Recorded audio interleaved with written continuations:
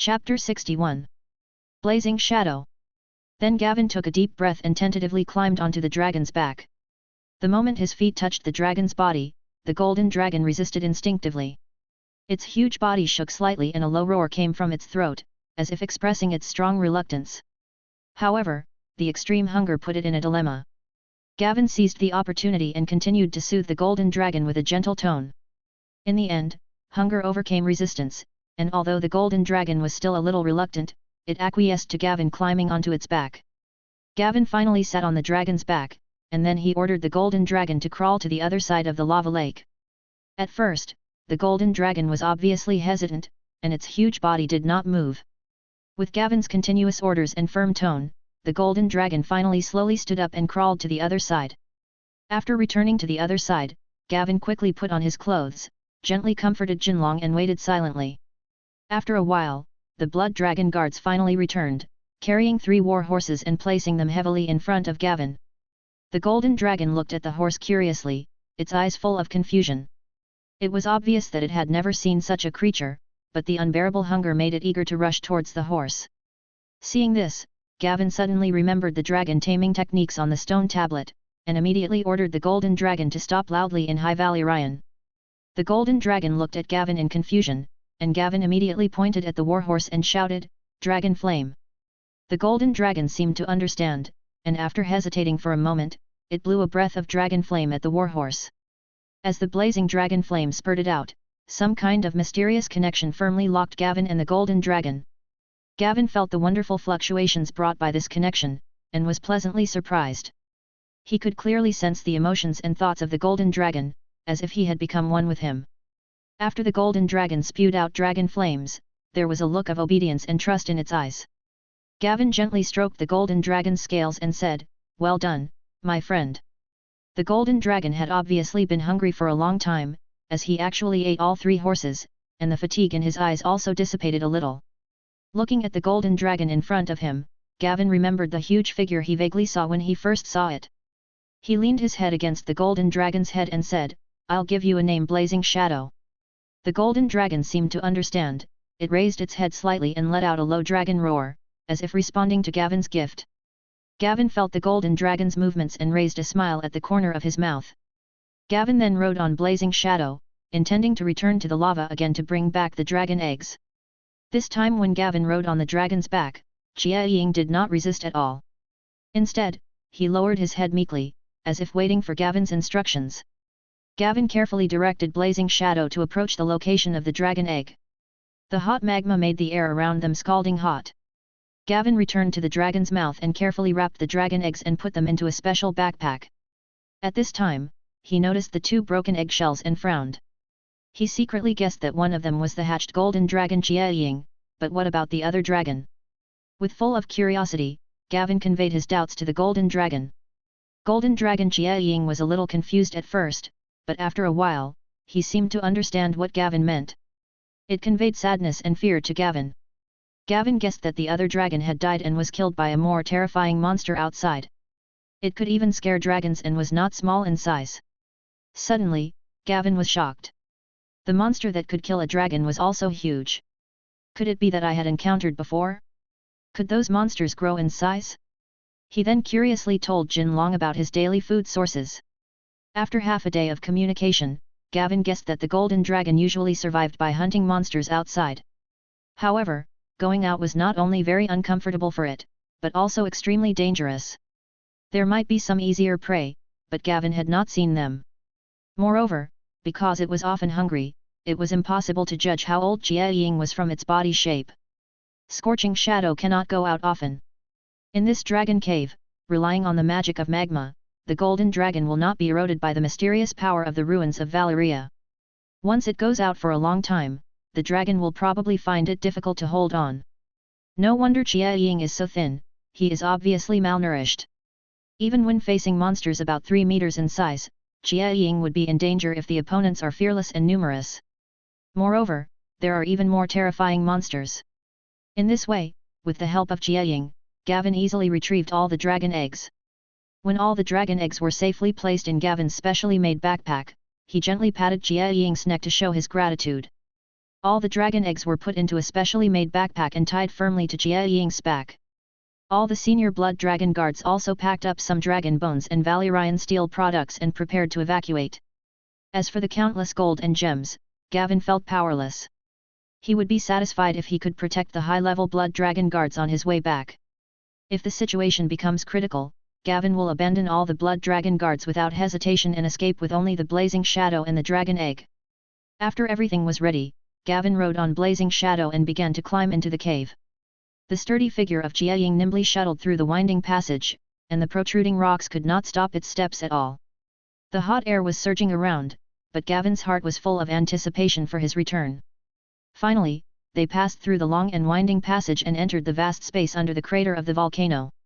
Blazing Shadow suddenly kicked its hind legs and spread its wings vigorously. The powerful force pushed it into the air and rushed straight towards the crater, rushing out of the volcano in an instant. It was Gavin's first time to fly on a dragon, and this wonderful feeling made him feel excited. The wind whistled in his ears, and the scenery below him quickly retreated, as if the whole world was under his feet. He felt the rhythm of Jia Ying's muscles, and an unprecedented sense of joy and freedom surged in his heart. Gavin, who was flying in the air, suddenly caught a glimpse of several dark shadows of monsters in the bushes rushing towards the blood dragon guards. Gavin took out his dragon bone bow without hesitation and shot several flaming arrows instantly. They hit the monsters accurately, and the powerful impact of the explosion instantly knocked them to the ground. Several blood dragon guards quickly broke away from the formation and rushed to the fallen monster like lightning. With a swing of the sword in their hands, they beheaded the monster cleanly and neatly. The whole set of movements was smooth and completed in one go. With Gavin's cooperation, the team moved forward safely, getting closer and closer to the coast. However, at this moment, a deafening roar came from the sky. A terrifying beast much larger than Jia Ying rushed out of the fog and pounced towards Gavin and Jia Ying. It looked like a skinned bat, which was creepy. Seeing this, Gavin immediately ordered Jia Ying to lower his altitude towards the ground and rush towards the blood dragon guard. Chapter 62. Successful Escape. As he landed, he took out his dragon bone bow again and shot at the monster. But the monster seemed to have strong magic resistance, and after shooting a few fire arrows, the shock caused by the explosion forced it to slow down, but the fire could not cause any substantial damage to it. As Blazing Shadow landed, the monster followed suit and Gavin seized the opportunity to shoot a flaming arrow, causing the monster to deviate from its trajectory. He then immediately ordered Blazing Shadow to take off, but the monster was too late to react and fell straight to the ground. As soon as it landed, several blood dragon guards who had already rushed here quickly rushed up. A blood dragon guard leaped up from his horse and thrust his sword straight into the monster's body. The injured monster immediately let out a shrill scream and fiercely bit the blood dragon guard, instantly biting the guard in half. However, the blood dragon guard, with only the upper body left, held the sword tightly and would not let go. As the monster swung back and forth, the wound became larger, but no blood flowed out. Instead, a thick white liquid came out. The monster immediately bit again, and another blood dragon guard took the opportunity to jump onto the monster's back and cut its wings with his sword. The monster was in great pain and flew away with one wing. Countless blood dragon guards attacked the giant beast at this time, desperately inflicting damage to it. The monster wanted to take off, but it couldn't because its wings were damaged. At the same time, its lower limbs that were pushing hard against the ground were cut off by two blood dragon guards' swords. The terrifying beast frantically attacked the blood dragon guards surrounding it. At this time, Jia Ying also rushed down when the monster was not prepared and bit the monster's neck tightly. The monster roared and struggled wildly, trying to break free, but the blood dragon guards cut open and severed the joints of its wings with sharp swords.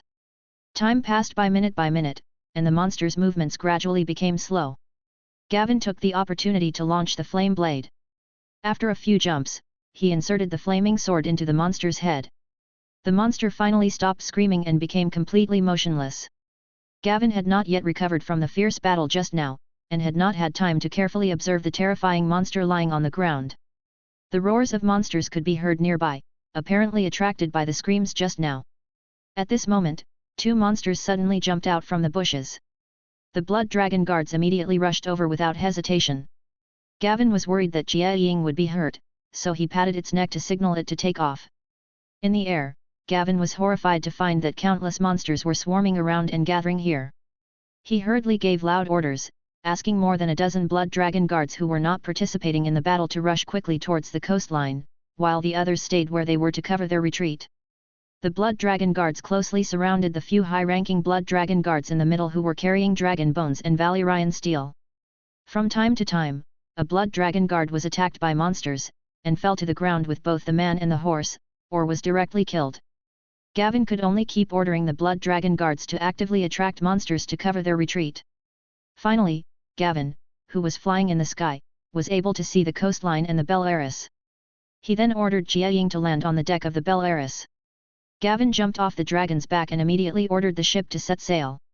Soon, 8 blood dragon guards rushed to the shore, ignoring their horses, and quickly jumped onto the boats that had been waiting on the shore, rowing towards the Bel Aris. Finally, when they successfully returned to the ship, the sails were raised, and under Gavin's command, the Bel Aris quickly set sail and headed towards the route they came from. The Bel Aris was traveling fast all the way. As it had already traveled the route once, it was at full speed on the return trip. After Gavin placed the dragon egg, he stayed with Jia Ying, comforting Jia Ying, who was restless due to the corrosive energy after leaving the dragon cave. The remaining 8 high-level blood dragon guards formed a circle around him and kept watch. The night was as dark as ink, and the Bel Aris was breaking through the waves above the sea of smoke. The bright moonlight sprinkled on the deck, and there was silence. Gavin leaned against Jia Ying's warm body and dozed off due to the exhaustion of the past few days. Suddenly, there was a strange movement on the calm water surface, and a splash broke the tranquility of the night. Jia Ying instantly raised his head, his eyes wide open, and looked towards the side of the boat vigilantly. His nostrils twitched slightly, and a low roar came from his throat. This sudden movement woke up Gavin, who was leaning on it. Gavin rubbed his sleepy eyes, but before he could fully wake up, a dark shadow suddenly jumped out of the water and landed heavily on the deck. The monster was huge, with a ferocious face and fangs that gleamed coldly in the moonlight. Before Gavin could make any move, Jia Ying. It opened its mouth wide, and a stream of blazing dragon flames gushed out instantly. The raging flames instantly enveloped the monster, and in the blink of an eye the monster was burned to ashes. However, the fierce dragon flame also set the ship on fire. The flames spread quickly, lighting up the entire deck.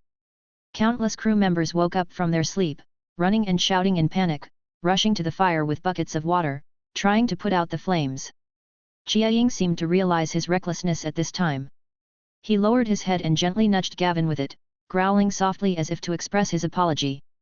Gavin did not blame him at all. He walked forward, touched Jia Ying's neck and said, "Don't worry about my friend."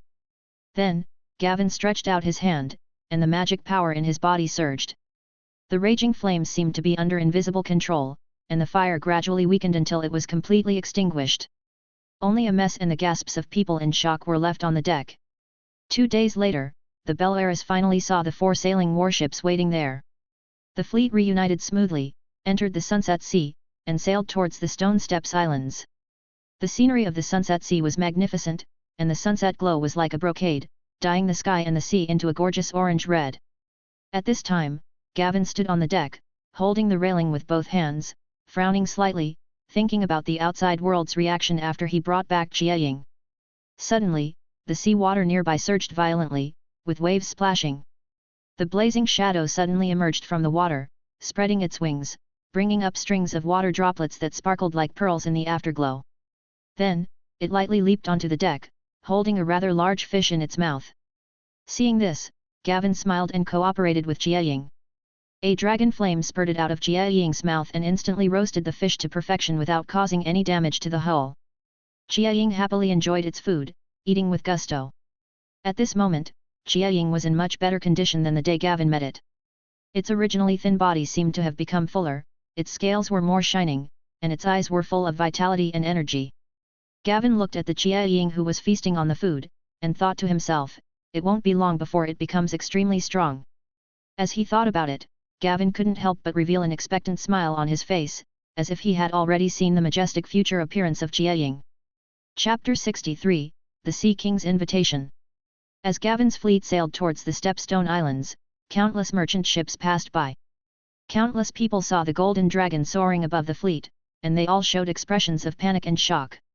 Gavin saw all this but ignored it. He knew in his heart that the existence of the blazing shadow would definitely cause waves among various forces, especially the Iron Throne and the Kingdom of Three Daughters. The appearance of Blazing Shadow did give Gavin great confidence. At first, he just wanted to get dragon eggs in order to hatch a baby dragon, but he never expected to get an adult Blazing Shadow with extremely strong combat power. However, he felt that he did not need to consider the idea of the Iron Throne too much. Even if some people would regard him as a threat, he was not a peddler, nor was he an unknown little person. He now has a huge fleet and the entire Stone Steppes archipelago. Even without the existence of Jiaying, all forces must be cautious.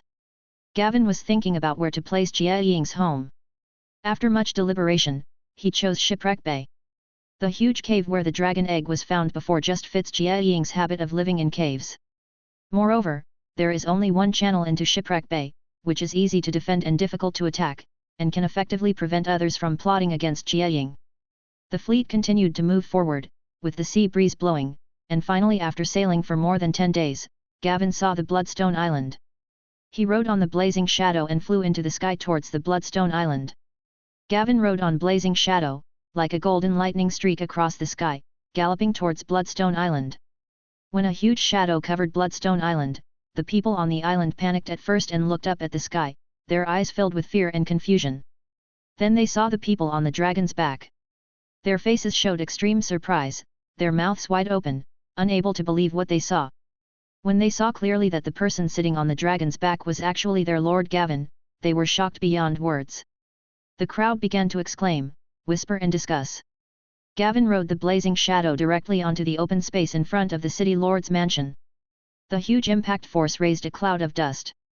Boris and Hassan, who had heard the news, rushed over. They looked at Gavin riding on Jiaying's back and stood there in disbelief. Boris's eyes widened, his lips trembling slightly, and he kept muttering to himself, "Silver hair and purple eyes. Silver hair and purple eyes, so that's it." Hassan was so shocked that his jaw dropped and he was speechless for a long time. After a long while, he stammered as if waking up from a dream, "Sir, this is really incredible." Gavin jumped down from Jiaying's back, looking calm and composed. He smiled at them and said, "Don't be so surprised. This is just the beginning. By the way, my partner is called Jiaying." Boris came back to his senses, and hurriedly stepped forward, bowed and said, "My lord, your return brings such a shocking power. Bloodstone Island will surely be honored because of you." Hassan also quickly echoed, "Yes, lord, with the help of this magic dragon, how dare Reese be so arrogant?" Gavin first called a soldier and ordered him to prepare food for Jiaying, then looked at Hassan and Boris and said, "Come in with me, I have something to discuss with you." The three of them then entered the study of the city lord's mansion. Gavin sat in front of the desk and said with a serious face, "I plan to rename Shipwreck Bay to Dragon Flame Bay. In addition, I plan to build defense facilities beside the waterway of Dragon Flame Bay and build a manor on the island. Jiaying will live there in the future." Boris frowned, thought for a moment and said, "My lord, it will take time to build these, probably several months." Gavin said it was okay, "We can just do it slowly. In addition, the islands we control are too scattered. Due to the paper business, the maester that the citadel should have sent to me has not been sent out. We now lack effective means of communication and cannot always rely on messengers to deliver information, as the information will be delayed too much." The two agreed, and Hassan said, "Sir, we can spend more money to bribe some maesters, and we can always get the technology of raven breeding." Gavin said to Hassan again, "Send a team to find my uncle. If he finds Coburn, let them bring him back. Also, from now on, be alert to the movements of the royal fleet. With the Blazing Shadow, it may cause a violent reaction from the Iron Throne." Hassan immediately responded, "Lord Gavin, I understand." At this time, Boris interrupted and said, "My lord, a messenger from the Sea King has come to the island and invites you to visit Bravus." Hassan listened to what Boris said, and then said to Gavin, "My lord, I am from Bravus. It is normal for the Sea King to invite nobles, royal families and wealthy merchants from all over the world to visit him." After hearing this, Gavin leaned back in his chair and thought for a moment, then said, "Are you saying that I won't be in danger if I go to Bravus?" Hassan said, "Well, the guests invited by the Sea King have never been in danger. After the guests land on the land of Bravus, they are protected by the Sea King, which is similar to the rights of guests in West Eros." Gavin smiled and said, "As my most loyal subordinates, I can tell you some things now. Aren't you curious about why I can ride a dragon? Boris and Hassan looked at each other and said in unison, Sir, we are indeed curious, but as long as it is your decision, we support it.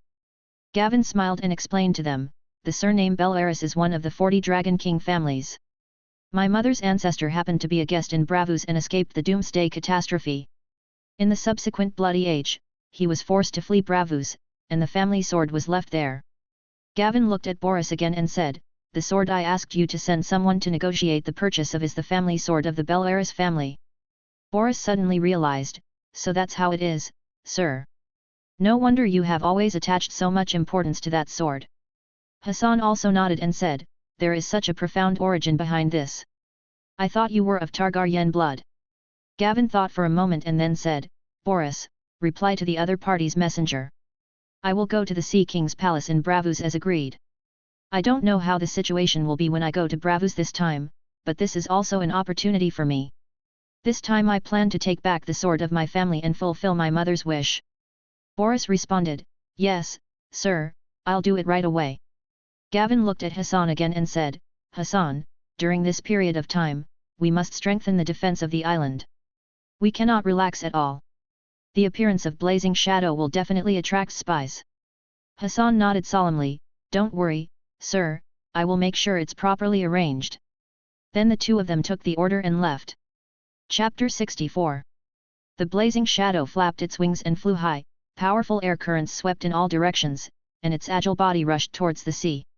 The people on Bloodstone Island looked up at the soaring dragon, and their exclamations came one after another, continuously, echoing throughout the entire island. Gavin's destination this time was Dragonflame Bay. In the past, it took a whole day to get there by boat, but now, taking the blazing shadow, it only took less than half a day to arrive. Looking down from the sky, Longyear Bay looks like a long claw, and the curved part is the huge natural deep water port. At this time, 5 large docks have been built on the Longyear Bay port, and countless ships are being built in full swing. The busy figures of craftsmen shuttled back and forth, the sounds of hammers and saws were intertwined, and the bustling construction scene demonstrated the vigorous vitality of this land. As the golden dragon slowly descended, a huge shadow enveloped Dragonflame Bay. Although people had received the news long ago, this was the first time they had seen a giant dragon with their own eyes. Their faces were full of surprise, and they stopped what they were doing and looked up. The children pointed excitedly, and the adults were in awe. Soon, Gavin flew to the open space behind the dock and met Vika, who had rushed over after hearing the news. Vika's eyes widened and his mouth slightly opened. He was so shocked by the scene that he was speechless for a long time.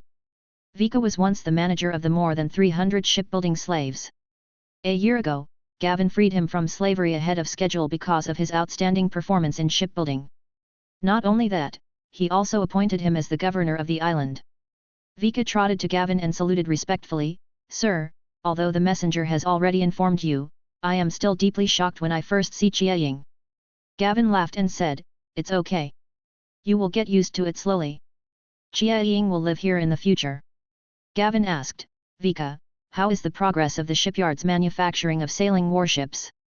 Vika pondered for a moment and said, Sir, due to the increasing technical proficiency, each shipyard can now build a sailing warship in 8 months. The 5 shipyards are working at the same time, and the speed is very fast. However, there are only a few large pieces of wood suitable for making keels left. Gavin nodded and said, I have asked Boris to announce the acquisition. Vika said hurriedly, Sir, it is quite difficult to purchase such a huge piece of wood. I heard a merchant mentioned before that there are extremely large trees outside the Great Wall in the north. The wood that merchant brought here was obtained from trading with the wildlings there. We can go there to purchase it. We only need to pay them with food, weapons, and thick clothes, and we can exchange them.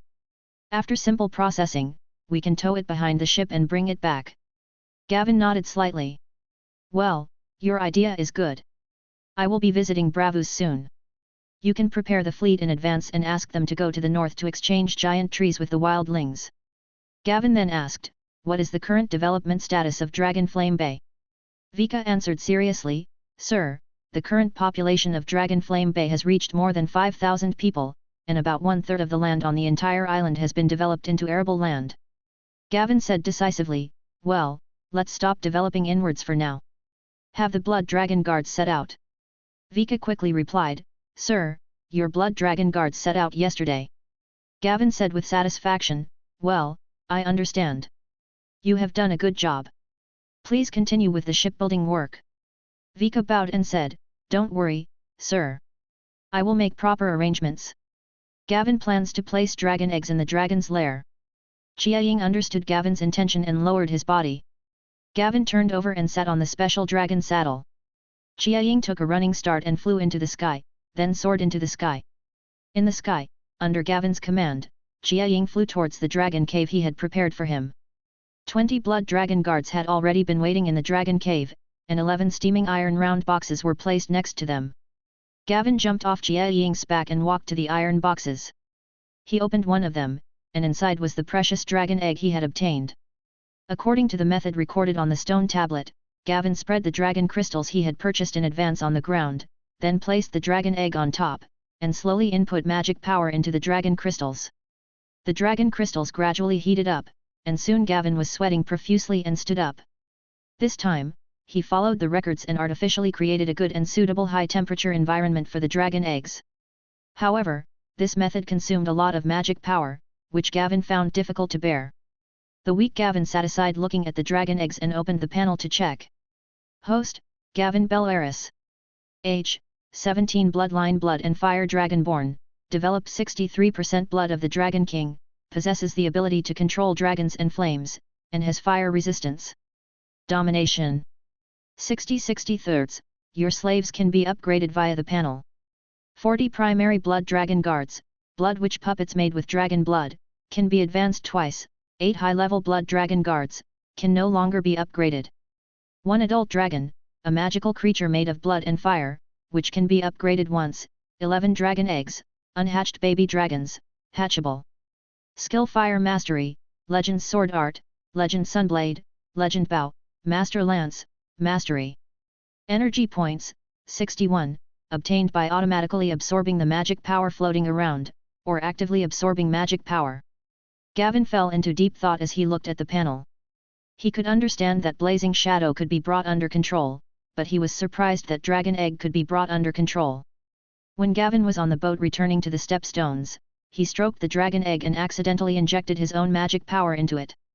After the injection, the Dragon Egg appeared on the domination.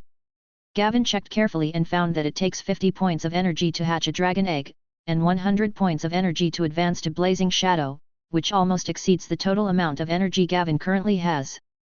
Fortunately, a lot of Bellaris's dragon bones were brought back this time. Gavin predicted that he could barely get 100 points after absorbing all of them. Looking at the energy points, Gavin couldn't help but feel a headache. After bringing back Blazing Shadow and dragon eggs from an expedition, he felt that the energy points were not enough. Gavin planned to try to hatch a baby dragon according to the hatching method recorded in the stone tablet after he returned from Bravus to see if he could save some energy points. He also had to think of a way to get Peter to provide more dragon bones. As for the dragon bones he obtained this time, Gavin planned to use them first to advance to Blazing Shadow to see what the effect was. Before, when he clicked on the Blazing Shadow column, there was only a lonely dragon flame effect.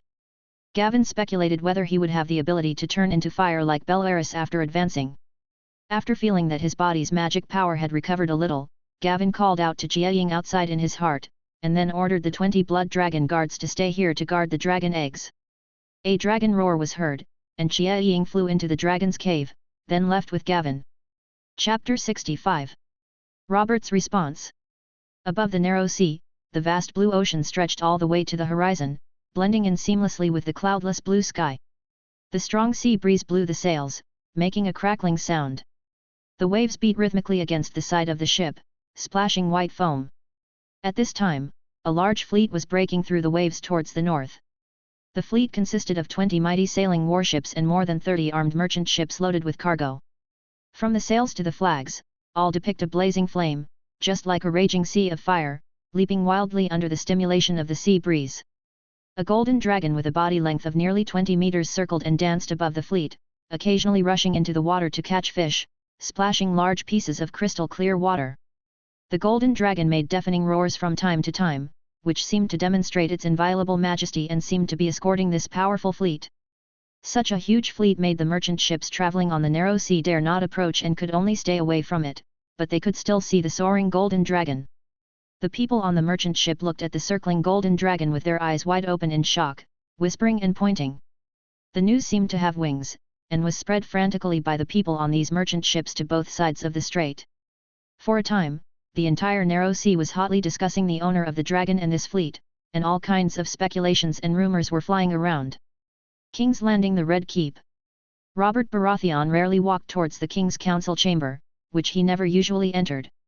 Robert, who was having a good time in a brothel a few days ago, heard that several merchants who came to King's Landing mentioned that they saw a dragon and said that the owner of the dragon was Gawain Bellerys, the lord of the Stepstone Islands.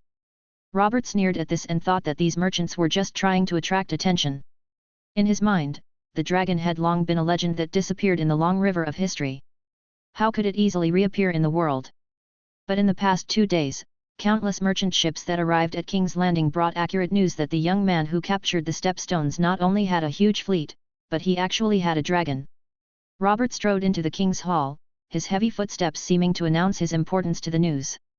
Robert Baratheon I, King of the Andals, the Rhoynar, and the First Men, Lord of the Seven Kingdoms, and Protector of the Realm. Following a loud roll call, the members of the Imperial Council stood up collectively to welcome the king. Robert sat down on the king's throne and waved his hand impatiently for everyone to sit down. Your Majesty, said Jonaran, the Hand, this matter may not be underestimated. Robert waved his hand and interrupted him, I just want to know if that Gavin is a remnant of Targaryen. The ministers looked at each other, and the hall fell into a brief silence for a while.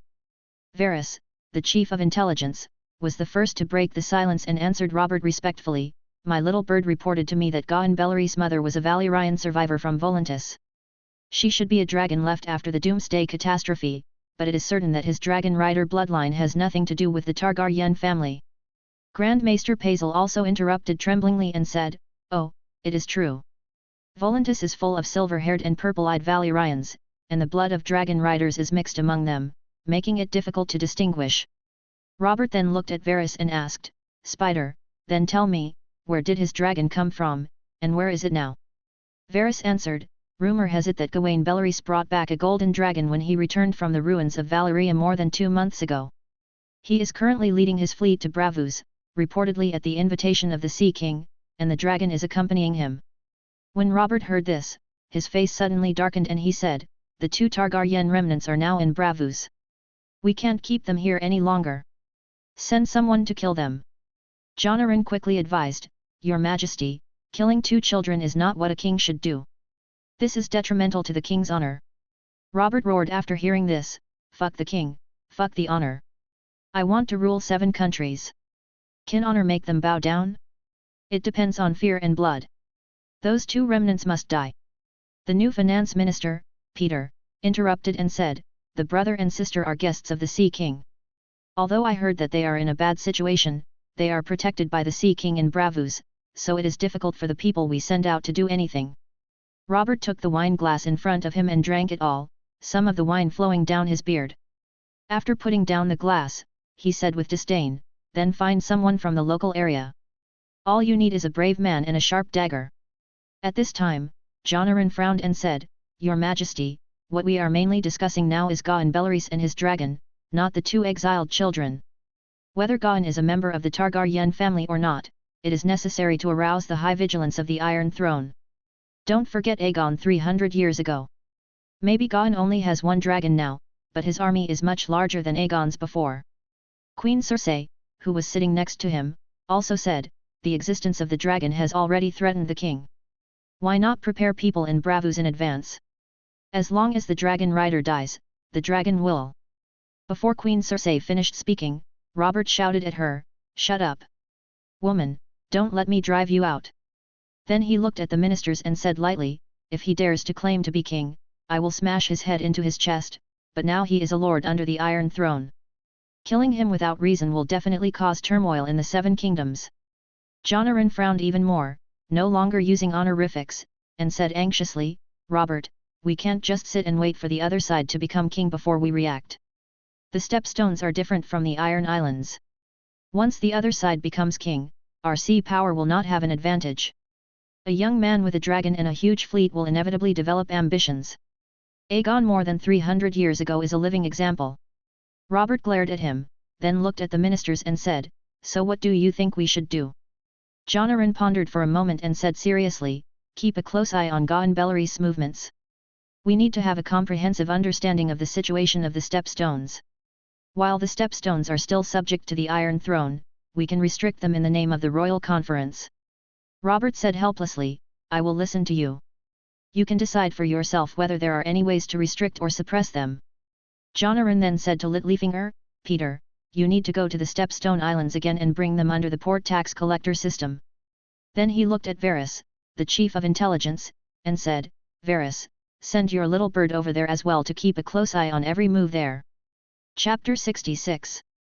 The House of Black and White. Peter looked embarrassed and said, "Gawain is not in the Stepstones right now.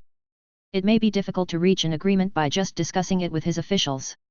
Jonaran said, "Just read the order of the council to them and arrange our personnel first. Most of Gawain's troops are purchased unsullied. According to the law, they are prohibited from purchasing slave troops first." Peter said helplessly, "I will do my best, Prime Minister." Varys on the side also said he would obey. After Jonaran arranged the tasks, he looked at Robert and said, "Your Majesty, please sit on the Iron Throne for the time being. I need to go to Dragonstone to discuss with Stannis." Robert said, "There is no point in talking to Stannis. My brother rarely comes to King's Landing these days." Jonaran said, No, in any case, your brother is the Lord Admiral and controls the royal fleet. If you really need to quell the rebellion, you must rely on your brother. When I return, we will discuss giving Gavin an official position. It would be best if he could come to King's Landing. We need to meet this young man." Robert said helplessly, Okay, whatever you say. You are the Prime Minister, I will listen to you." After the royal meeting ended, the octopus spider Varys hurried back to his residence, immediately took out paper and pen, and began to write. "Illyrio, my old friend, there is an unexpected factor in our plan. I am sure you have heard by now that Gawain Bellerys, the current lord of the Stepstones, has a golden dragon, which undoubtedly proves that he is a dragon rider, and he is sailing towards Braavos. At the same time, Robert the Usurper has clearly ordered the assassination of Viserys and Daenerys, so our plan must be advanced. I hope you will go to Braavos immediately and bring the brother and sister back to Pentos, and also contact Gawain Bellerys to see if he can be used by us. Your friend Varys the Octo Spider." Then, Varys called his little bird, a little boy about 7 or 8 years old. After giving him a piece of candy, Varys handed the letter to the little boy and told him, "Go to the port and give it to Captain Yam." The little boy nodded vigorously, held the letter tightly in his little hand, turned around and ran out the door. The Reach High Garden. In a beautiful garden, flowers are in full bloom and the breeze blows gently. Marjorie received a summons from her grandmother Olenna and hurried here with full of curiosity. As soon as I arrived here, I saw my grandmother Olenna sitting there with a solemn expression, and my father, the Duke of Metz, looked a little dejected. Margaret hurried forward and saluted, "Father, grandmother, what happened?" Duke Mace immediately said angrily, "The messenger sent to the Iron Throne is back. Robert Baratheon rejected my proposal of marriage with our Tyrell family. He plans to let his heir Joffrey marry Sansa Stark, the daughter of Duke Ned Stark of the North in the future. He also said that he had an agreement with Ned Stark before." After hearing this, Marjorie instantly realized that the family's plan had failed. At this time, Olenna handed a piece of paper to Marjorie, and said solemnly, "The exact news is that Gawain Bellery has a dragon, but it is not certain whether he is related to the Targaryens." Marjorie hurriedly took the paper and read it carefully. After reading the message, Margaret's eyes were full of shock. Thinking of Gavin's silver hair and purple eyes when she first met him, she was so shocked that she couldn't speak for a while. Lord Mace said, "Since Robert Baratheon despises us Tyrells, why don't we consider Gawain Bellerys? He has dragons and an army, and he may become the second Aegon." Olenna glanced at her foolish son with disdain and said sarcastically, "Oh! By the 7 gods, my lord inflatable fish, how can the Iron Throne tolerate the rise of a new dragon rider? Don't be so naive. This is not that easy." When the Duke of Metz heard the name inflatable fish, he knew that he had angered his mother, so he had to shut up for a while. Olenna looked at Marjorie and said slowly, "I have always wanted you to be queen. The best choice is undoubtedly Robert's heir Joffrey, but Robert refused the marriage with the Tyrell family. I considered Renly Baratheon before, but now we have another choice. After hearing this, Marjorie felt excited and shy at first, but she quickly suppressed these emotions and analyzed calmly. Gawain, who owns the dragon and the stepstones, may become king, but this will undoubtedly trigger a war with the Iron Throne. Now all this is just speculation. I think we should wait and see how the Iron Throne reacts before taking any action. Olenna nodded slightly. Yes, child, it is good that you can think so calmly, but we cannot do nothing. I heard you say before that Gavin will come to attend your 16-year-old name day. If he comes, I will find a chance to talk to him. If he does not come, I need you to go to the Stepstone Islands. I believe you can control him. The Duke of Mace quickly interrupted. What are you afraid of? Recall Gavin to Highgarden and ask him. Why worry about the Iron Throne when you have a dragon? Olenna rolled her eyes at him. Shut up, you idiot. There are many dragons that have been slain. The Tyrells must not intervene too soon. Margaret pondered for a moment and said, Grandma, I understand. I will write another letter to Gavin later to remind him to come to High Court to attend my name day. After leaving the garden, Margaret returned to her room with a heavy heart. After writing the letter, she handed it to the maid beside her. She recalled their encounter and looked forward to meeting them again in the future. Bravus, the House of Black and White. At the dock by the river, a group of people unloaded several heavy boxes and walked along the rock steps towards the temple entrance. The leader was wearing a dark black robe made of high-quality material and inlaid with silver threads, which shimmered faintly. Soon, he arrived at the temple entrance and witnessed the legendary black and white courtyard. The temple was built of dark grey stone on a small rocky hill. The pointed roof was covered with black tiles. There were no windows, only a pair of 12-foot high carved wooden doors. The left one was made of fish beam wood, as white as bones, and the right one was slightly gleaming ebony. There was a moon carved in the middle of the two doors, but the fish beam wood was inlaid with ebony, and the ebony was inlaid with fish beam wood. The wooden door opened a crack, and a monk in black and white robes came out. He looked at the black-robed man in the lead, bowed and said, All mortals must die. The black-robed man immediately bowed and responded, All mortals must serve. Chapter 67, Fire and Possession. Then the monk made way for the door, made a gesture of invitation, and retreated behind the door. The man in black robe immediately ordered everyone behind him, Wait here and don't move. Then, he stepped into the wooden door with a slightly nervous mood. After he entered the temple, the wooden door seemed to sense something and closed by itself. The black-robed man followed the acolyte through a maze-like passage and came to a spacious room. There was a pool about 10 feet in diameter in the room. 30 statues of different shapes stood along the wall, with red candles flickering at the feet of the statues. Among them were the Weeping Woman, the Night Lion, the Hooded Walker, Bakelin, the Pale Moon Maiden, the Stranger, and the Mermaid King.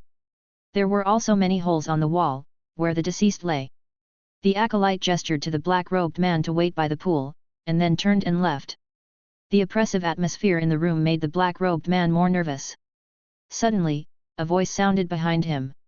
All men are mortal. He quickly turned around and responded, All mortals need to be served. Only then did he notice a man in a grey linen robe appear behind him. The grey-robed man's voice was low and calm, Someone has seen what you brought. I'm afraid the name you are about to give is very important. Tell me the name, whereabouts, and situation.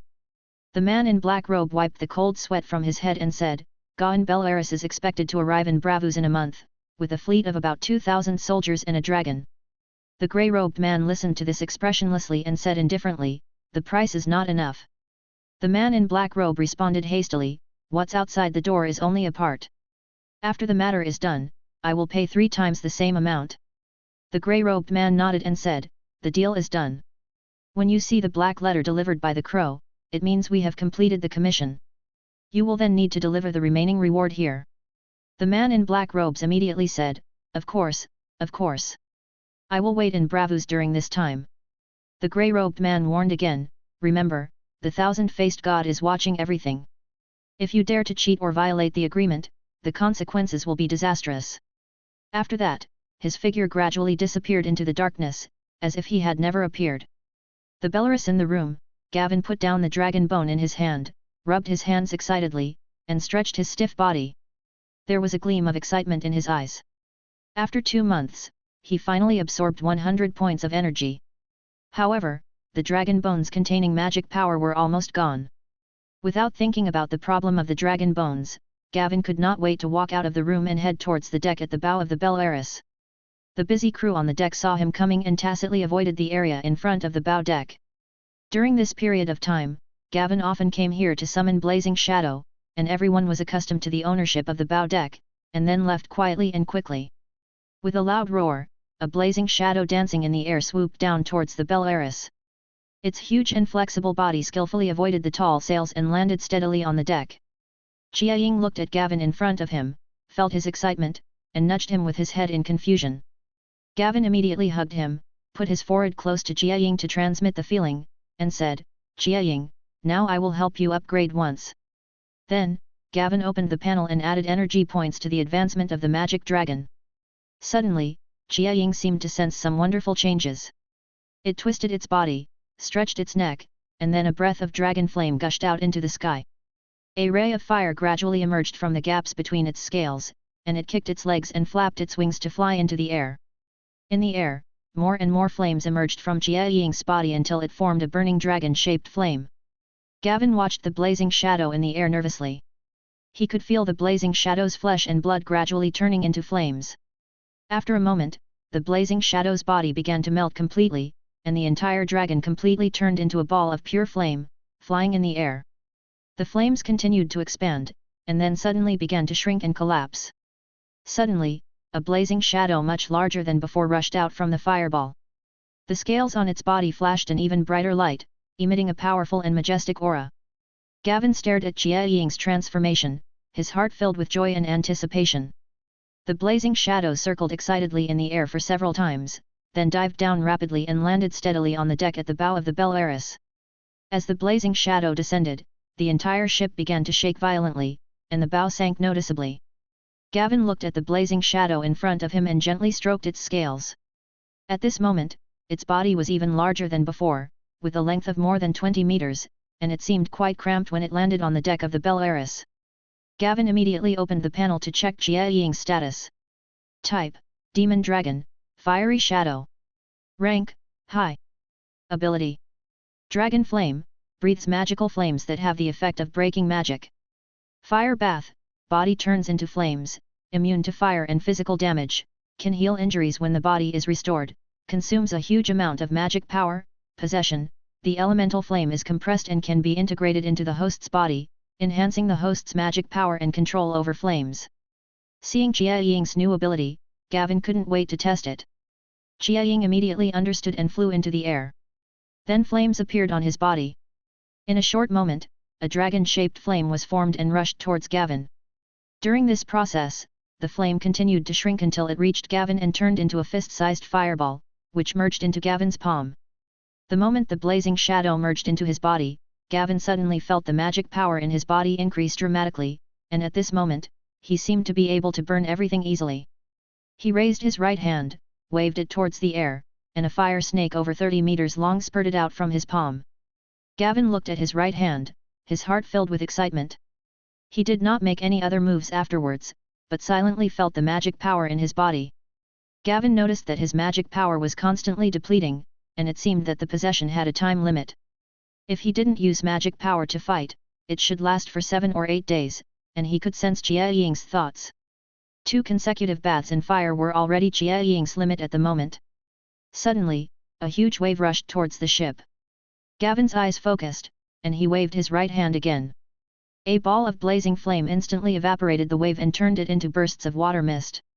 Feeling the powerful state at the moment, Gavin couldn't help but be full of expectations for the more than 10 dragon eggs. If all the dragons could be integrated into his body, wouldn't it be comparable to the gods? However, as soon as this thought came to mind, Gavin couldn't help but smile at himself.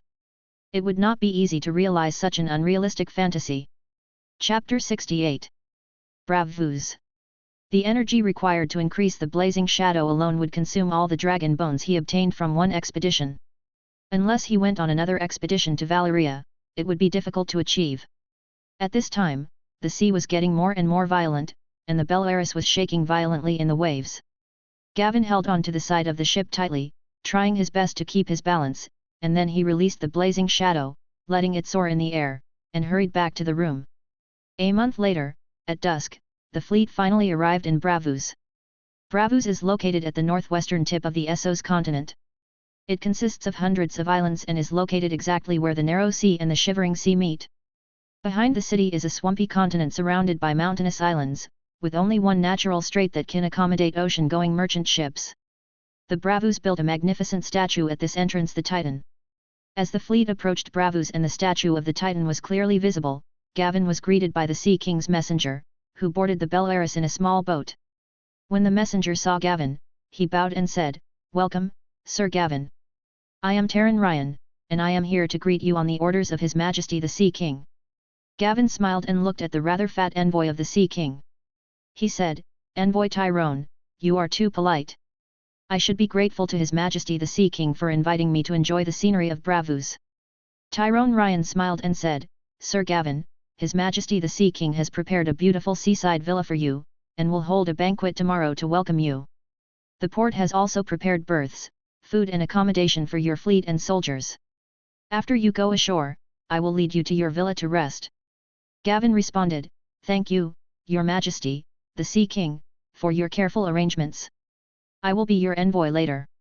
Tyrone Ryan looked around first, then asked with a little doubt, "Sir Gavin, excuse me for asking, but I heard that you brought your dragon with you this time? How come I didn't see it?"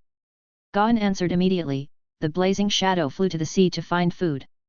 Besides, if it flew over Bravus, it would inevitably disturb the people in the city, so I didn't let it get close." After hearing this, Tyrone Ryan said, "On behalf of the people of Bravus, I thank Sir Gawain for your kindness. But there is no need to worry about disturbing the people. I am afraid they have long been eager to see the true appearance of the dragon. Even His Majesty the Sea King and I are very curious about the dragon." Gavin smiled and declined, "I'm afraid it's not possible right now. Blazing Shadow won't be able to fly back for a while. I'm sorry I can't satisfy your curiosity right away. When it flies back, I'll let you and His Majesty the Sea King watch it." Gavin stood on the deck of the Belleris, looking up at the statue that was hundreds of meters tall, and was deeply shocked. He couldn't help but secretly wonder how this giant statue was built. Tyrone Ryan, who was standing by, immediately introduced to Gavin, "The Titan statue was built by the escaped slaves who first came here. At that time, they were led by the Moon Singer to this remote and seldom visited place. With the help of the materials here, they spent a lot of time and energy to build this Titan statue." After hearing this, Gavin asked, "I heard that this statue can make sounds." After hearing this, Tyrone Ryan showed a proud expression on his face and explained, "It can indeed make sounds. It is not only a statue, but also a perfect defensive fortress. It is next to the battle fortress, and it serves as a warning and defense against foreign enemies, protecting the peace of our city. Whenever an enemy ship approaches, the Titan will roar loudly to warn us of the enemy's arrival." Hearing Tyrone Ryan's explanation, Gavin nodded slightly and said nothing more, but secretly guessed in his heart that the role of this statue may not only be to warn and defend against enemies from the sea, but its main role may be to guard against dragons in the sky. After all, Bravus was built by slaves who escaped from Valeria's slavery. They were worried about being captured by the Valerian Dragon King, so they went to such great lengths to build these defensive facilities. The fleet slowly sailed in from under the Titan, and after entering the natural gorge, Gavin saw the battle fortresses and huge docks on both sides. Countless catapults and crossbows were scattered on the cliff tops on both sides, and countless purple warships were also docked here. Gavin had heard from Hassan that when slaves who escaped from Valeria came here, they found sea snails that could be made into dark purple dye. In order to change the appearance of the stolen ships, they dyed them purple. After that, this custom continued, and the entire Bravus fleet was dyed purple, so it was also called the Purple Fleet. As the Belleris slowly approached the shore, Gavin stepped onto the bustling dock of Bravus. As the most prosperous and powerful of the free trade cities, Bravus's most important dock was naturally extremely prosperous. The Ragsman's Wharf in the west is crowded with ships from all over the world, colorful sails fluttering in the wind. Merchant ships from Karth and the Summer Isles, long-distance ships from Asai and the Jade Isles, and ships of all sizes and shapes gather here. The dock was crowded with people, busy but orderly. The customs officials of the Sea King carefully checked the cargo holds of each ship at the square dock, and carefully recorded the types and quantities of the goods. Under the guidance of Taran Radian, Gavin got on the wheelchair prepared for him by Aquaman. The wheelhouse moved smoothly on the streets of Bravus, with Gawain's blood dragon guards and nearly 100 guards following closely behind. Through the car window, Gavin admired the unique cityscape of Bravus, passed many stone arch bridges connecting the islands, and saw the sweet water canal used to bring fresh water from the mainland. Inside the wheelhouse, Tyrone Ryan broke the silence and said to Gavin respectfully, "Sir Gavin, 2 more of your people will be attending tomorrow's banquet." Gavin looked puzzled. "Tribe members?" Tyrone Ryan hurriedly explained, "They are the exiled brother and sister of the Targaryen family." Seeing that Gavin was still confused, Tyrone Ryan asked tentatively, "Could it be that Sir Gavin's ability to tame dragons did not come from the Targaryens?" Gavin smiled slightly, realizing that this was probably what the Sea King wanted to find out, so he explained frankly, "There used to be 40 Dragon King families in Valyria, and Targaryens were not the only ones who could ride dragons. My dragon-riding bloodline comes from other Dragon King families." After hearing this, Taran Rayan said quickly, "I see. I'll let the brother and sister go tomorrow." Chapter 69. Possible assassination. "No problem." Gavin waved his hand and interrupted him, "I also want to meet the brother and sister." Gavin then changed the subject and asked who would be attending tomorrow's banquet. Tyrone Ryan, who wanted to ask more, had no choice but to introduce Gavin. Through the introduction, Gavin learned that the slightly fat messenger in front of him was from Rayan, one of the keykeeper families of the Iron Bank. The Iron Bank is the most important bank in Bravus, with business almost all over the world. There is a Bravus proverb, "The Iron Bank does not tolerate defaults," which is derived from this. Gavin thought that there were as many as 23 spoonkeeper families, so it was understandable that he couldn't remember so many surnames. About half an hour later, the wheelhouse arrived at the seaside villa that Neptune had arranged for Gavin. Dozens of maids and servants who served there had already arrived at the door and were waiting. The architectural style of the courtyard is unique, ingeniously integrating the refinement and elegance of Bravus. The white walls sparkle softly under the sunshine, and the red roofs set off against the surrounding blue sea and sky, making it particularly bright and beautiful. Entering the courtyard, one sees a profusion of flowers and shady trees. The breeze blows gently, and the flowers sway gracefully, emitting a faint fragrance. Walking along the blue stone path, Gavin came to a viewing platform in the courtyard. Standing here and looking out, you can see the vast sea and the busy docks at a glance. The whole of Bravus presents a prosperous scene, and ships shuttle back and forth, just like fish swimming in the sea. In the blue sky, seagulls fly freely, sometimes diving into the sea, sometimes flapping their wings and flying high. Their cheerful chirping adds a bit of vitality and vigor to this beautiful scenery. Gavin couldn't help but sigh in his heart that Aquaman's arrangements for the guests were really thoughtful and meticulous, and he was worthy of being a host who often invited people to visit. Suddenly, the magic power in his body surged, and blazing shadows emotions came through. Gavin suppressed the surging magic power and muttered to himself, "Be patient for a while, I'll let you out later." Night quietly enveloped Bravus, and Gavin's seaside villa was immersed in tranquility. The moonlight fell on the stone pavement in the courtyard, emitting a faint silver glow. Suddenly, a dark figure quietly appeared at the gate and knocked gently. The soldier on duty carefully opened a crack, and after seeing the person clearly, he let him in. The man walked through the flower-filled courtyard, his footsteps were particularly clear in the quiet night. Soon, he saw Gavin who had been waiting there. The man bowed and said, "Master Gavin, you are here." Gavin narrowed his eyes slightly and asked, "Are you the one Boris arranged to be here?" "Yes, sir," the man replied. "Tell me about what happened before I got here." Gavin stared at him sharply. The man hurriedly said, "As the news that you, Lord Gavin, have a dragon spread here, all the members of the Purple Fleet of Bravus have stopped their vacations and have been recalled to the ship. The fleet sailors who had been hanging out in taverns and brothels are now nowhere to be seen.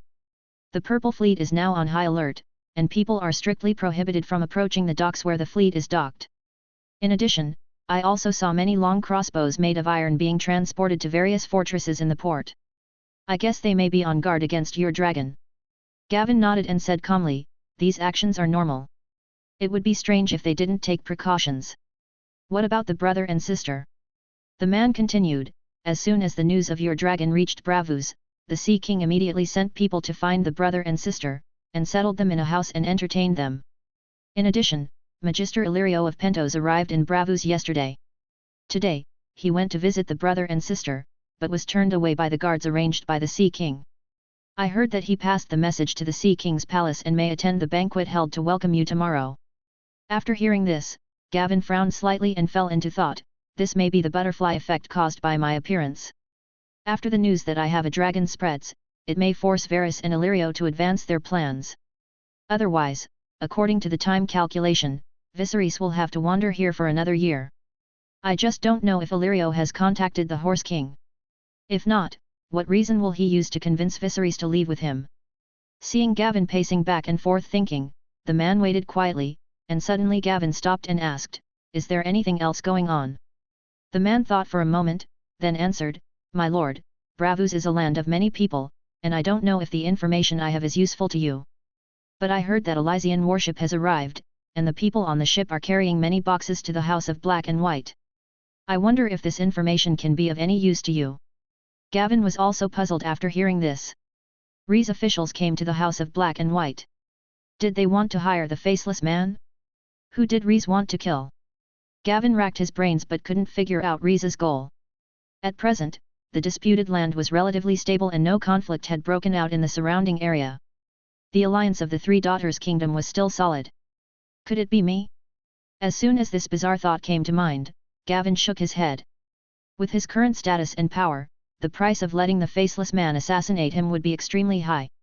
Suddenly Gavin thought that the high price did not mean that Rhys could not afford it. After all, Rhys was one of the 9 major trading city-states, and no one knew how much wealth it had. Moreover, Rhys' relationship with him was not good to begin with, and because of his existence, Rhys completely withdrew from the Stone Islands. Now that he had the Blazing Shadow, Rhys would probably be more wary of him, and his desire to get rid of him might be even stronger.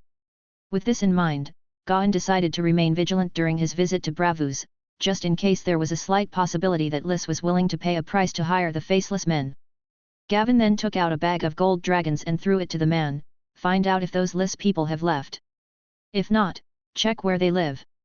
The man took the bag filled with golden dragons, quickly put it in his arms, and bowed, saying, "Don't worry, sir. I will definitely find out." After the man left, Gavin called the chief guard and ordered, "Strengthen the defense here. From today on, set a password, and change the password every day. Except for the blood dragon guards, anyone who can't answer the password will be killed, including our own people. The servants and maids left in the courtyard by the Sea King are not allowed to go out without reason. If they must go out, send someone to follow them and they are not allowed to leave the site. Also, check all the food sent in to prevent poisoning." Chief of the Guards, "Yes, sir, I will arrange it immediately." Chapter 70. Neptune. The next morning, at dawn, when the light was dim, Taron Ryan, with his magnificent wheelchair and many guards, was waiting at the gate of Gavin's villa. Gavin walked out of the courtyard and smiled as soon as he saw Taron Ryan, saying, "Good morning." Taron Ryan hurriedly responded respectfully, "Good morning, Sir Gavin." Gavin said apologetically, "I'm sorry to have kept you waiting here for so long." Tyrone Ryan quickly waved his hand and responded, "Sir Gavin, you don't have to be so polite. It's still early."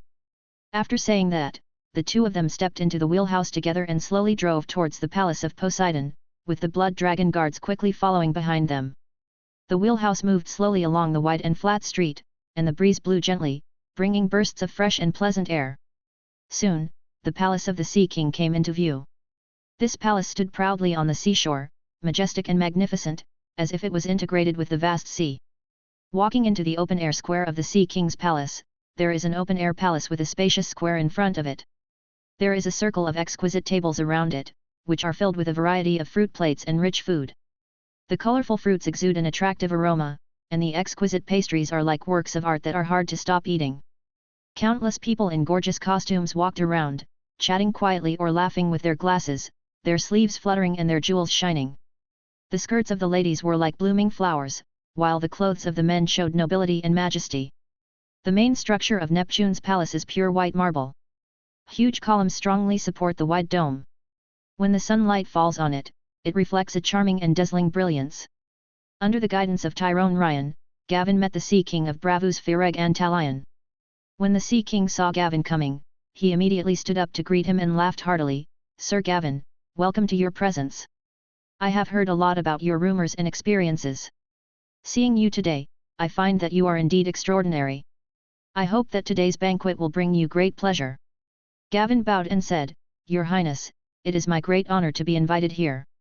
I should thank you for your hospitality. The Sea King looked at Gavin's silver hair and purple eyes, with curiosity in his eyes. Sir Gavin, I heard that you own a dragon. Does the blood of your dragon come from Targaryen? Gavin looked calm and composed. Your Highness, to be honest, my dragon-riding bloodline comes from my mother's Bellarese family, not the Targaryen family. Bellarese family is also one of the 40 Dragon King families. The Sea King nodded slightly and said thoughtfully, so that's how it is. After the Doomsday catastrophe, countless Dragon King families were annihilated in that catastrophe. Except for the Targaryen family, many Dragon King families, even their names have disappeared without a trace.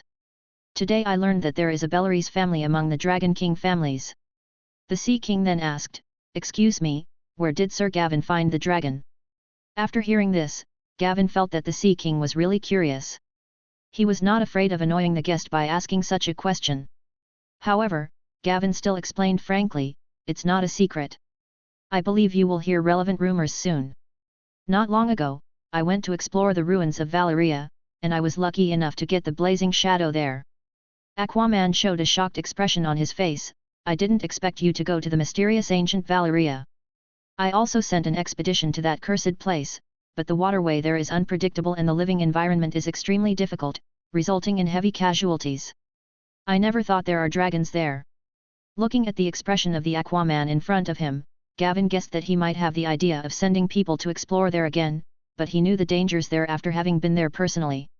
Even with the power of a pyromancer, he still suffered heavy losses and even fled back in embarrassment with clear intelligence and the assistance of the Blood Dragon guards. Aquaman was willing to go, so Gavin didn't care. Suddenly, Gavin had an idea and asked, Your Highness, I have sent you an envoy before, hoping to buy the Valyrian steel sword in your treasury. I wonder if you are willing to sell it to me. You can set the price. After hearing this, the Sea King waved his hand gently and replied with a smile, I'm sorry, Sir Gavin, I usually don't sell things in the Sea King's treasury, but you are here, you can appreciate it at will, and I can arrange it for you later. Gavin had obviously expected this answer. He said calmly, what if I trade it with you for a map of the route through the Sea of Smoke? I have personally traveled that route and can guarantee you its safety. After hearing this, the Sea King thought for a long time, hesitated for a long time and said, Please let me think about it, Sir Gawain, I will give you a reply before you leave Bravos, or you can offer a price and I will buy it.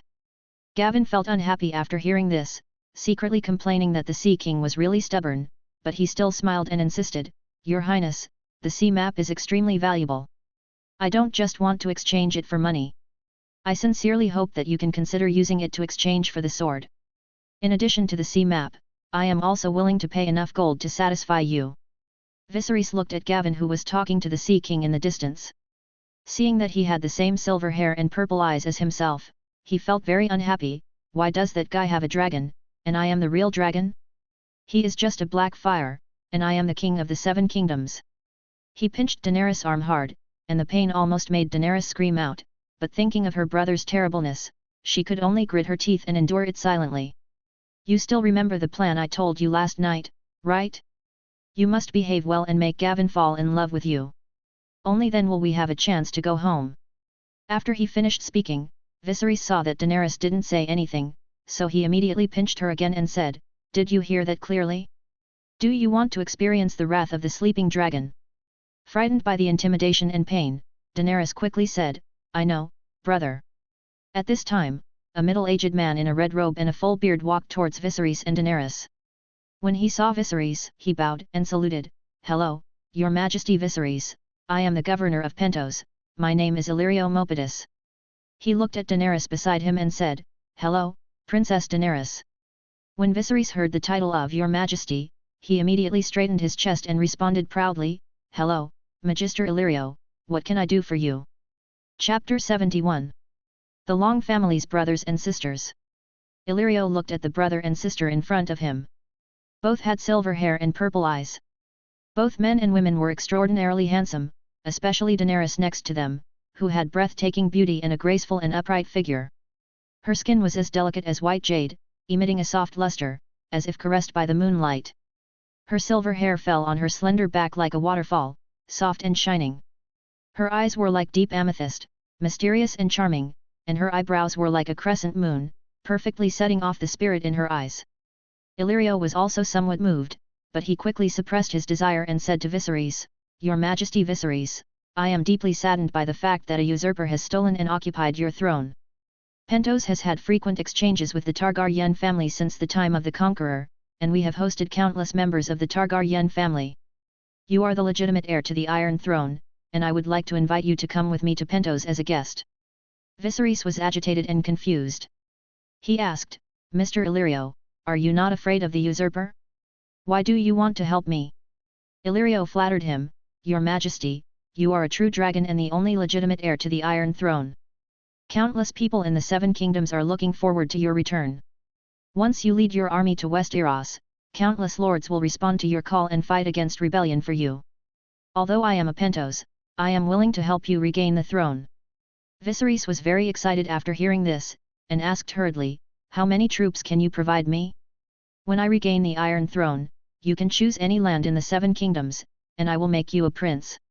Hearing Viserys' question, Illyrio felt a little overwhelmed for a moment. The plan was launched in a hurry and he had not yet reached an agreement with Khal Drogo. He had only just invited him, but he was confident in the plan. Illyrio went on to say, "My lord, I am sorry to disappoint you. I have only guards and sellswords. I am afraid I cannot provide you with an army. But I have money to support you. And I have already made a deal with Khal Drogo of the Dothraki. If you marry Princess Daenerys to him, he will give him 40,000 of his Dothraki cavalry to help you reclaim the Iron Throne." Viserys was delighted when he heard this, and then he thought of last night's plan. At the moment, nothing could be more attractive than the dragon. It was rumored that the dragon was more than 10 meters long and must be quite powerful. With the dragon, what was there to worry about without an army? Thinking of this, he said perfunctorily, "Mr. Illyrio, thank you for your kindness. Please allow me to consider this matter." Illyrio was a little disappointed. He knew that he couldn't rush into this matter, so he adjusted his mindset and bowed, saying, "Your Majesty, I look forward to your reply." Daenerys listened to her brother talking to the strange governor, as if he was selling her back and forth like a commodity. She felt sad and scared, and when she thought of Viserys' plan last night, she felt even more frightened. She remembered that they once lived in a house by the sea with a red gate. Her brother often told her stories, taught her Valyrian, and coaxed her to sleep. Their days were very happy. Until William Darry died and they left the house, Viserys was constantly on the move, and there were fewer and fewer things in the house that could be sold. Viserys' temper became worse and worse, and he would beat and scold her at every turn, but she could only rely on her brother, and she was both afraid of and dependent on him in her heart.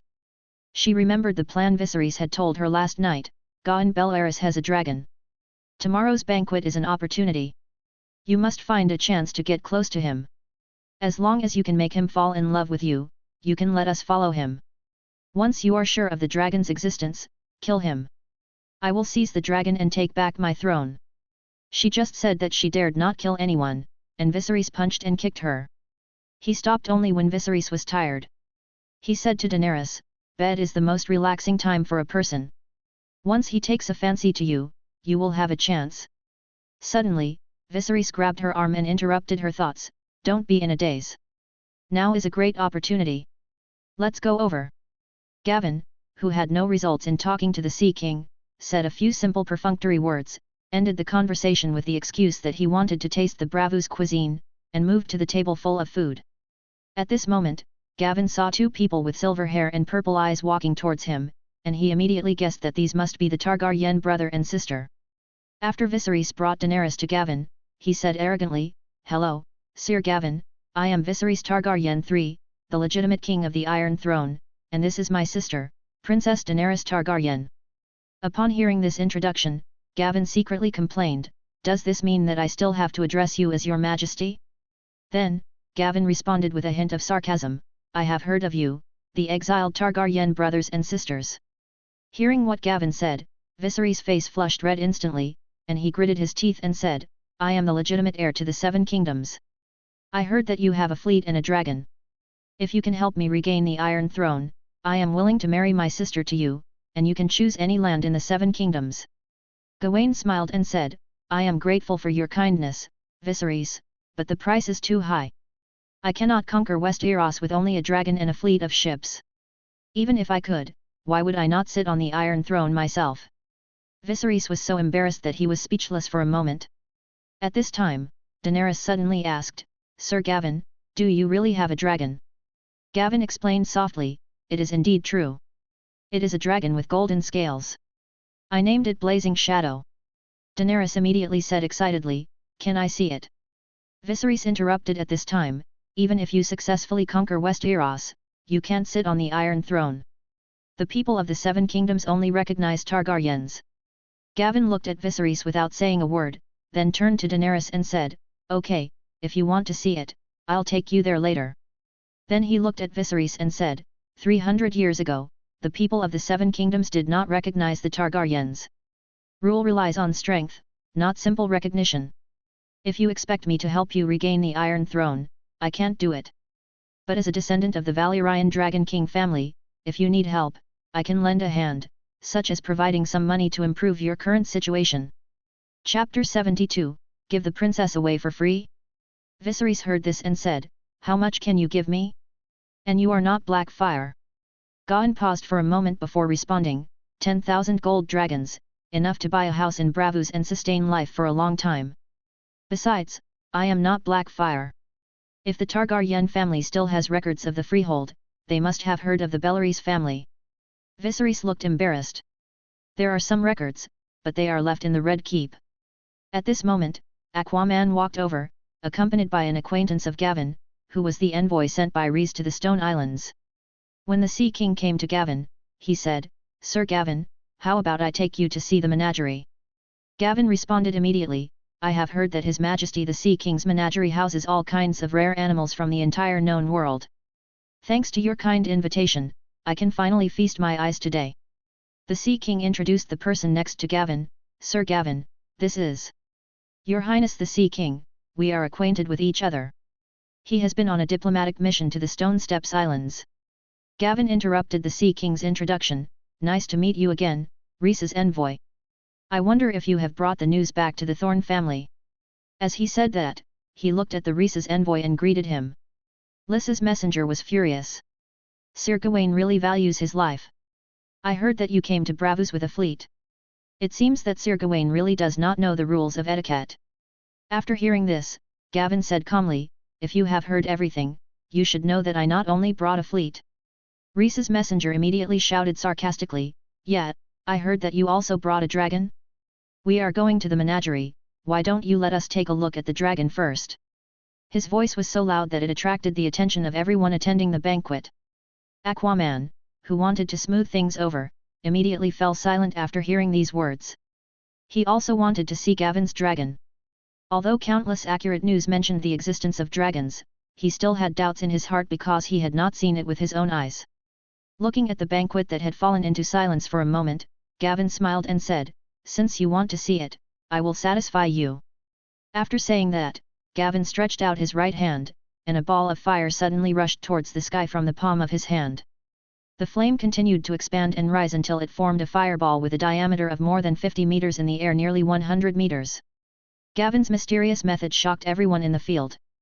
Everyone looked at the huge flame in the sky in horror. Then, a roar came from the flames, and Chiaying, sensing Gavin's intentions, rushed out of the flames, circled in the air, and quickly dived down. Chiaying landed in the square, and the strong airflow brought by the landing swept around.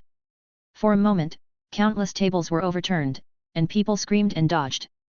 Aquaman was already so frightened that he couldn't move. Looking at the giant beast that was slowly approaching, his fear and sense of oppression became stronger and stronger. Messenger Rhys on the side was in an even more miserable condition, trembling all over. The dragon's eyes were fixed on him. The huge dragon head slowly approached until it was only 1 meter away from him, and then opened its huge mouth that was big enough to swallow him in one bite, and let out a deafening roar at him. He immediately sat down on the ground, liquid flowing out of his crotch, and a strange smell came out. Viserys, who felt the power of the dragon at close range, was also frightened. On the contrary, Daenerys next to him looked at the blazing shadow with an obsessed look on her face. Seeing that Rhys's messenger was frightened and fainted, Gavin smiled and said to the Sea King, I'm sorry, Your Highness, for disturbing your banquet. I think this Rhys messenger needs to take a bath and change clothes. Hearing Gavin's voice, the Sea King finally came to his senses and said to Gavin, "It's okay, this banquet was prepared for you." Then the Sea King said, "Sir Gavin, please forgive me for my poor hospitality. I need to change my clothes when I go back to receive you." Gavin immediately responded, "You are welcome, Your Highness, it is me who has caused you trouble." Then, under the order of the Sea King, the servants bravely came to Jiaying tremblingly and dragged away the messenger Reese who had already fainted from fright. As Gavin and Aquaman talked, Viserys, who was frightened just now, gradually woke up. He looked at Jiaying with excitement on his face. At this time, Gavin looked at Daenerys and said softly, "You just asked to see the dragon, now you can go and touch it." Daenerys asked in surprise, "Is it okay, Sir Gavin?" Gavin nodded. Daenerys bravely walked towards Blazing Shadow, and as the distance between them shortened, her steps became slower and slower. As if sensing the presence of the Dragon King's bloodline, Blazing Shadow showed no resistance to Daenerys' approach. At that moment, Viserys walked quickly to Gawain and said, "Sir Gawain, I want to marry my sister to you." Gavin laughed and said, "Didn't I tell you? I can't help you take back the Iron Throne." Viserys immediately waved his hand and said, "No, no, no, I don't need you to take back the Iron Throne for me. I just hope you can protect us. The assassins sent by the usurper are constantly searching for us. I can no longer protect Daenerys by myself." Gavin was full of doubts when he heard this, and was secretly alert in his heart. Giving a princess away for free was not in line with Viserys' character at all. The only two cards he could play now were the right of claim and his sister. Suddenly, seeing Viserys' unconcealed excitement, Gavin understood that Viserys had set his sights on Blazing Shadow. However, thinking that Daenerys was one of his targets, it made sense for him to refuse her. As for Viserys' possible plots and schemes, they were nothing to worry about in the face of absolute strength. Seeing that Gavin was silent, Viserys immediately said, "My sister has the pure blood of the Dragon King. She will definitely give birth to a qualified heir for you.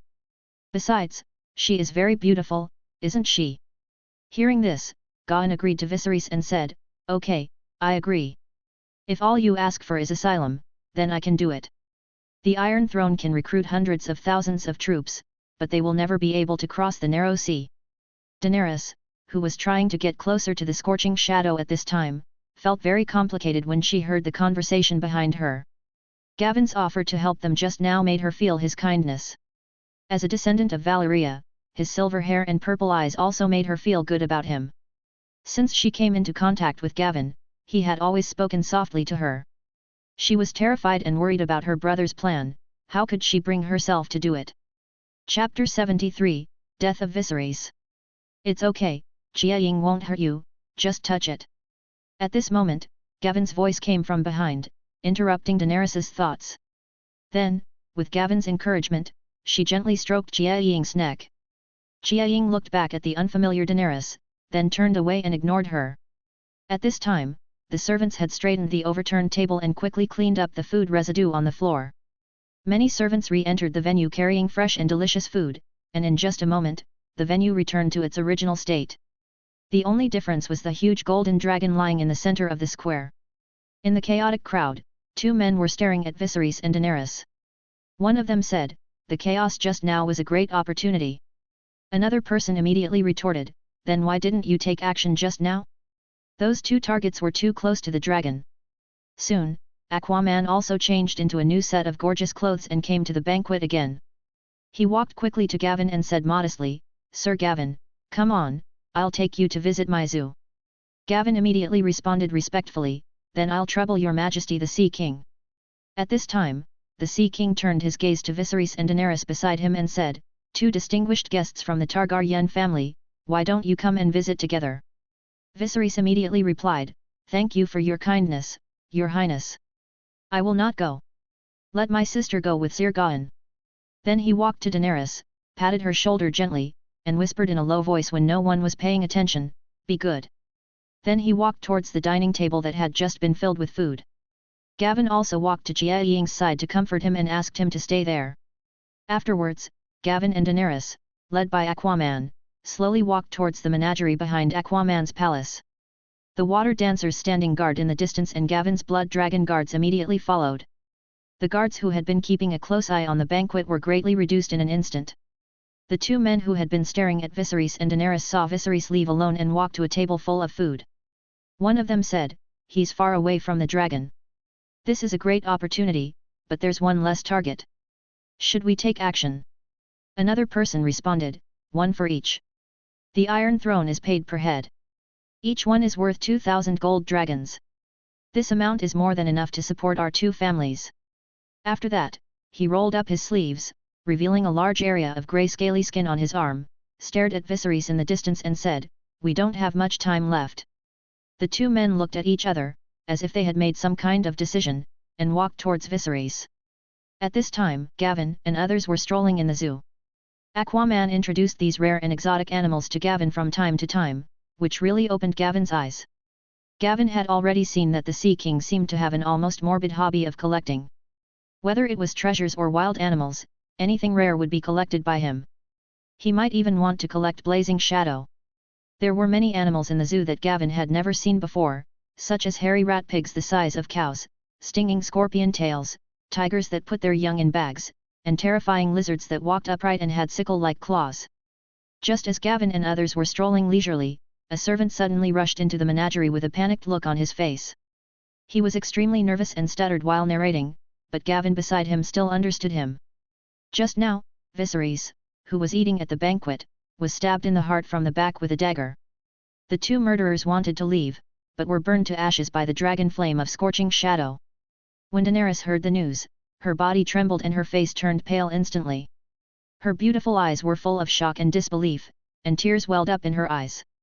"How is this possible? How could this happen?" she muttered to herself, her voice trembling. Gavin frowned tightly. He comforted Daenerys and said, "Daenerys, don't panic. Let's find out who is behind this first." Aquaman also had a serious look on his face. He immediately ordered the scene to be blocked and an investigation into the murderer to be launched. Shui Wu, who was beside him, took the order and went forward immediately. Then the Sea King came to Daenerys, bowed deeply, and said with a guilty look on his face, "Princess Daenerys, I am deeply sorry for your brother's death. You are my guests, but you suffered such harm at the banquet I hosted. Please rest assured that I will give you an explanation for this matter. I will not give up until I find out the real culprit behind the scenes." Daenerys didn't bother to answer.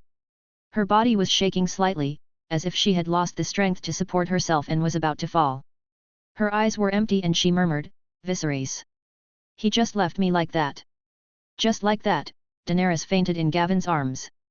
Aquaman expressed his apologies again, and then turned around to arrange more people to strengthen the investigation.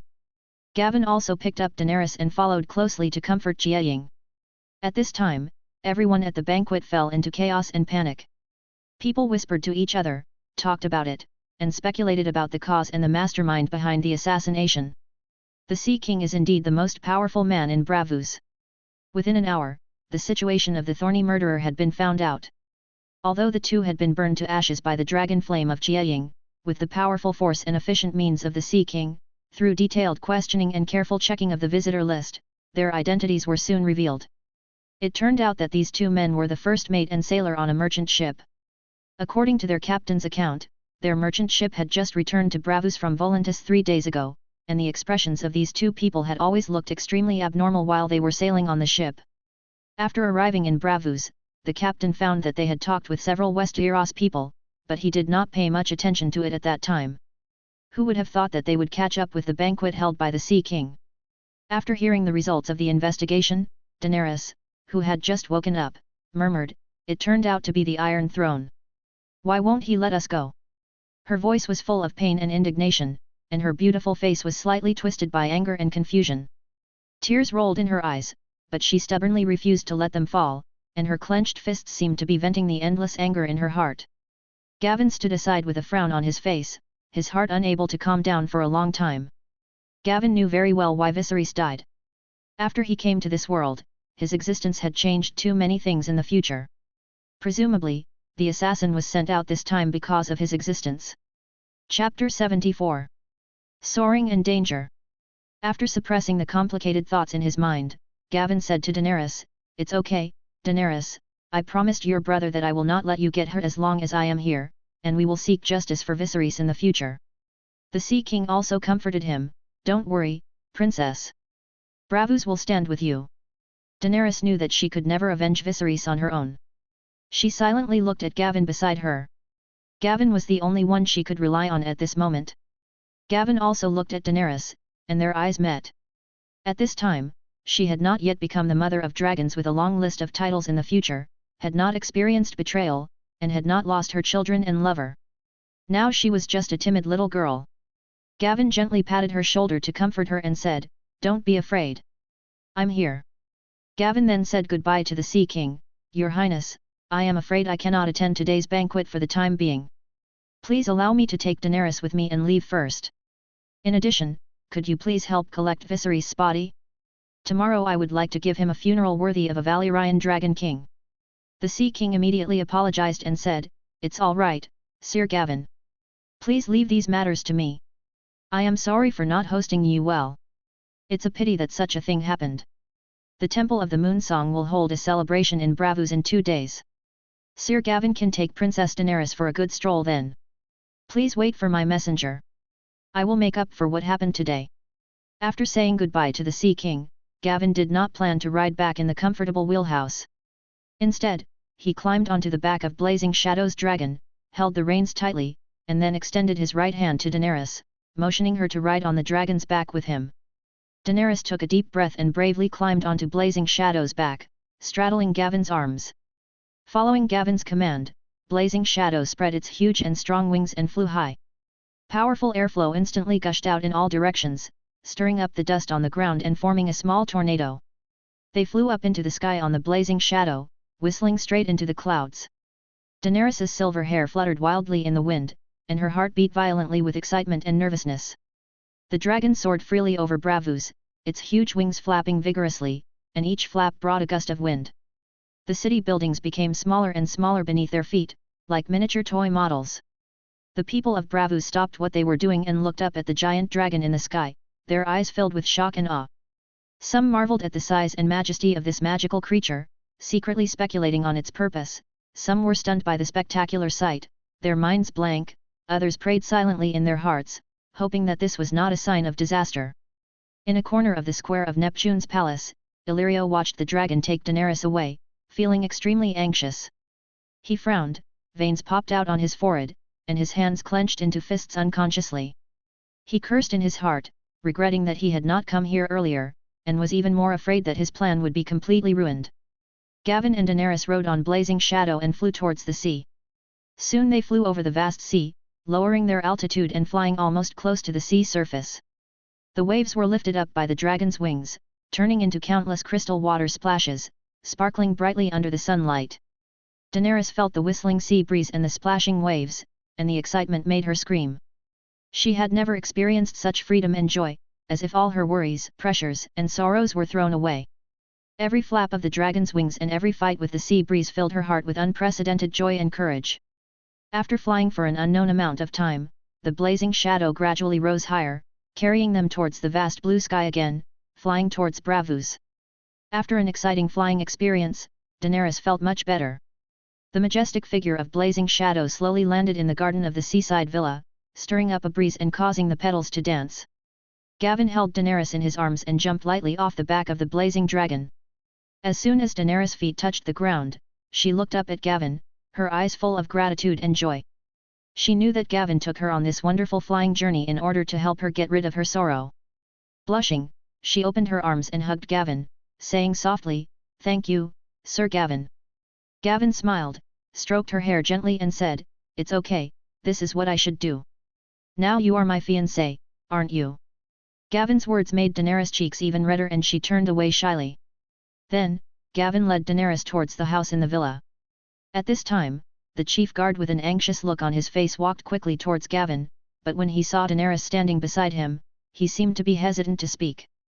Seeing this, Gavin turned to Daenerys and said softly, "Go and choose a room here." Daenerys was so excited to come to such a beautiful villa for the first time. There was a gleam in her eyes and she couldn't wait to say, "Thank you, Gavin." After that, she ran towards the house like a happy little bird. Then, Gavin looked at the blood dragon guards who had already returned here. The other party instantly understood what he meant, and several agile figures quickly followed and closely guarded Daenerys. Gavin looked at the captain of the guards again, his eyes asking, "What happened?"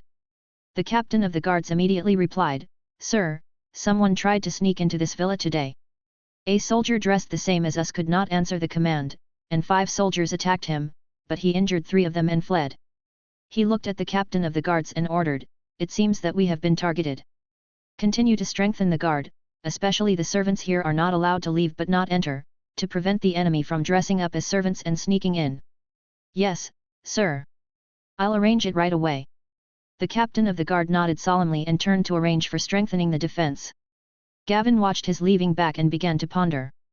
He couldn't help but worry that he might really be targeted by the faceless man. Fortunately, the soldiers he brought this time were all trained using the unsullied training method. According to his customized requirements, the difference between these people and the unsullied is that they are not castrated and have mastered some more navigation skills. Even because they are not castrated, their combat effectiveness is much stronger. If it weren't for the time it takes to train, Gavin would have purchased them on a large scale long ago.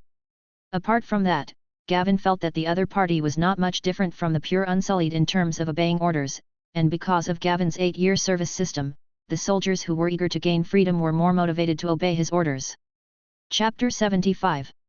Remarks on the launch. When I typed these words, I felt extremely excited because my work will soon be on the shelves. I can't get to the stage of being put on the shelves without the support of every reader friend. It is every read, every like, and every comment of yours that constantly gives me the motivation to move forward. Your encouragement and companionship have ensured that I never feel alone on this creative journey. This is my first work. As a fledgling new author, there are many unsatisfactory aspects in the presentation of the plot and the handling of the settings. After constant exploration, I finally made some progress. In the subsequent plot, Gavin's focus will be on Essos, while also interspersed with some stories of Westeros. After the game is launched, I sincerely hope that everyone will continue to support me as always. Every support from you is a great encouragement to me. Of course, if you have any comments or suggestions on the work, you are welcome to raise them at any time. I will accept them with an open mind and do my best to improve them. Chapter 76, Old Valyrian Funeral. At night, Gavin lay on his soft bed, his thoughts tangled like a tangled mess, his eyes flickering in the darkness as he thought about the possible attack of the faceless man. At this moment, he was hesitant whether to capture the messenger from Rhys and torture him.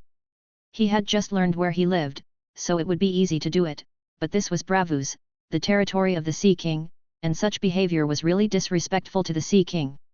Although the Sea King was a stubborn guy, at least Gavin could not find any fault with him in entertaining him. Gavin couldn't help but think of the family sword that was placed in the treasury of the Sea King. As for how to get it, Gavin racked his brains but couldn't come up with any effective method. He couldn't just let the dragon snatch it away. At this moment, Daenerys came to Gavin's room in a long white gauze nightgown. The blood dragon guards waiting here ignored Gavin's previous orders. Seeing that these silent fire eye guards did not stop her, Daenerys relaxed her nervous mood a little and breathed a sigh of relief unconsciously. Daenerys gently pushed open Gavin's door. The sound of the door opening startled Gavin, who was thinking. He turned his head and saw Daenerys walking in. The moonlight sprinkled on her silver white hair, which was extremely beautiful. The pajamas made of white gauze made her graceful figure looming. Looking at the extremely beautiful Daenerys, Gavin couldn't help swallowing his saliva. Daenerys walked to Gavin's bed with a blushing face, and their eyes met. For a moment, a wonderful emotion spread between them. Daenerys whispered, "I'm a little scared to be alone." Then, without waiting for Gavin to answer, she lay down and snuggled into Gavin's arms. Gavin didn't say anything, but just hugged her tightly. Daenerys whispered, "I'm sorry, Gavin, but my brother wants. I asked you to help him take my dragon, right?" Gavin's voice interrupted Daenerys. Hearing this, Daenerys was extremely frightened and stared at Gavin in front of her with wide eyes. Gavin smiled and soothed him, "Don't be afraid, it's okay. Your brother Viserys is determined to take back the Iron Throne. He is willing to pay any price and use any means to achieve this. It's not surprising that he has this idea." Daenerys whispered, "Then why did you agree to marry me?" Gavin stroked her hair and said, "Of course it's because of you, and I believe your brother can't take my dragon away. Don't take it too seriously, Daenerys. You just can't help yourself. I won't care about it." After hearing this, Daenerys rubbed her head in his arms and said, "Thank you, Gavin. Gavin held Daenerys in his arms and they fell asleep in each other's arms. The next morning, Taran Ryan came to Gavin's seaside villa again and paced in the garden waiting. After hearing the report, Gavin took Daenerys' hand and slowly came to the garden to greet her. After the two of them walked up to Taran Ryan, Gavin said politely, "I'm sorry to have kept you waiting again." Tyrone Ryan immediately responded with a greeting, "No problem. I am here on the orders of the Sea King to inform Sir Gawain that the funeral of His Majesty Viserys has been prepared and will be held on the southern coast of Braavos. In addition, His Majesty the Sea King asked me to express his apologies for not being able to attend the funeral due to health reasons." After hearing this, Gavin first glanced at Daenerys and saw that she was pale and looked sad. Then Gavin said to Taran Ryan, "It's okay. I've already troubled His Majesty the Sea King for his help. Now that we are ready, let's go."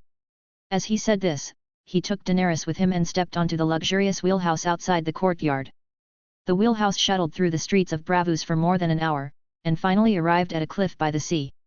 At this time, on the cliff, a huge pile of wood was particularly eye-catching, and Viserys, dressed in a gorgeous robe, lay quietly on it.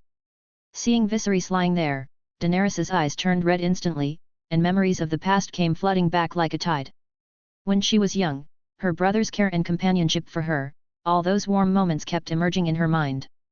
However, everything had disappeared. She bit her lip tightly, as if she had made up her mind, holding back her tears, and looked at Gavin who was holding her hand with a firm face, and nodded slightly. Gavin understood and called out to Jiaying in his heart. The blazing shadow flapped its huge wings, and like a black shadow, it streaked across the sky, and flew towards the cliff by the sea. When it approached the cliff, it spread its wings, slowed down, and landed steadily on the ground with its huge body. The moment its claws touched the ground, it stirred up a cloud of dust. Blaze craned his neck closer to Viserys, who lay on the fire, as if trying to identify something. Its nostrils twitched, as if it smelled the blood of the deceased Dragon King. Then, it could not help but let out a low and mournful cry, which echoed among the cliffs, revealing endless sadness. Gavin pulled Daenerys away from the woodpile and ordered to Blazing Shadow, Dragon Flame. Blazing Shadow took a deep breath, its chest heaving violently, and then it opened its mouth wide, and a stream of blazing dragon flame spurted out, instantly engulfing Viserys and the woodpile beneath him.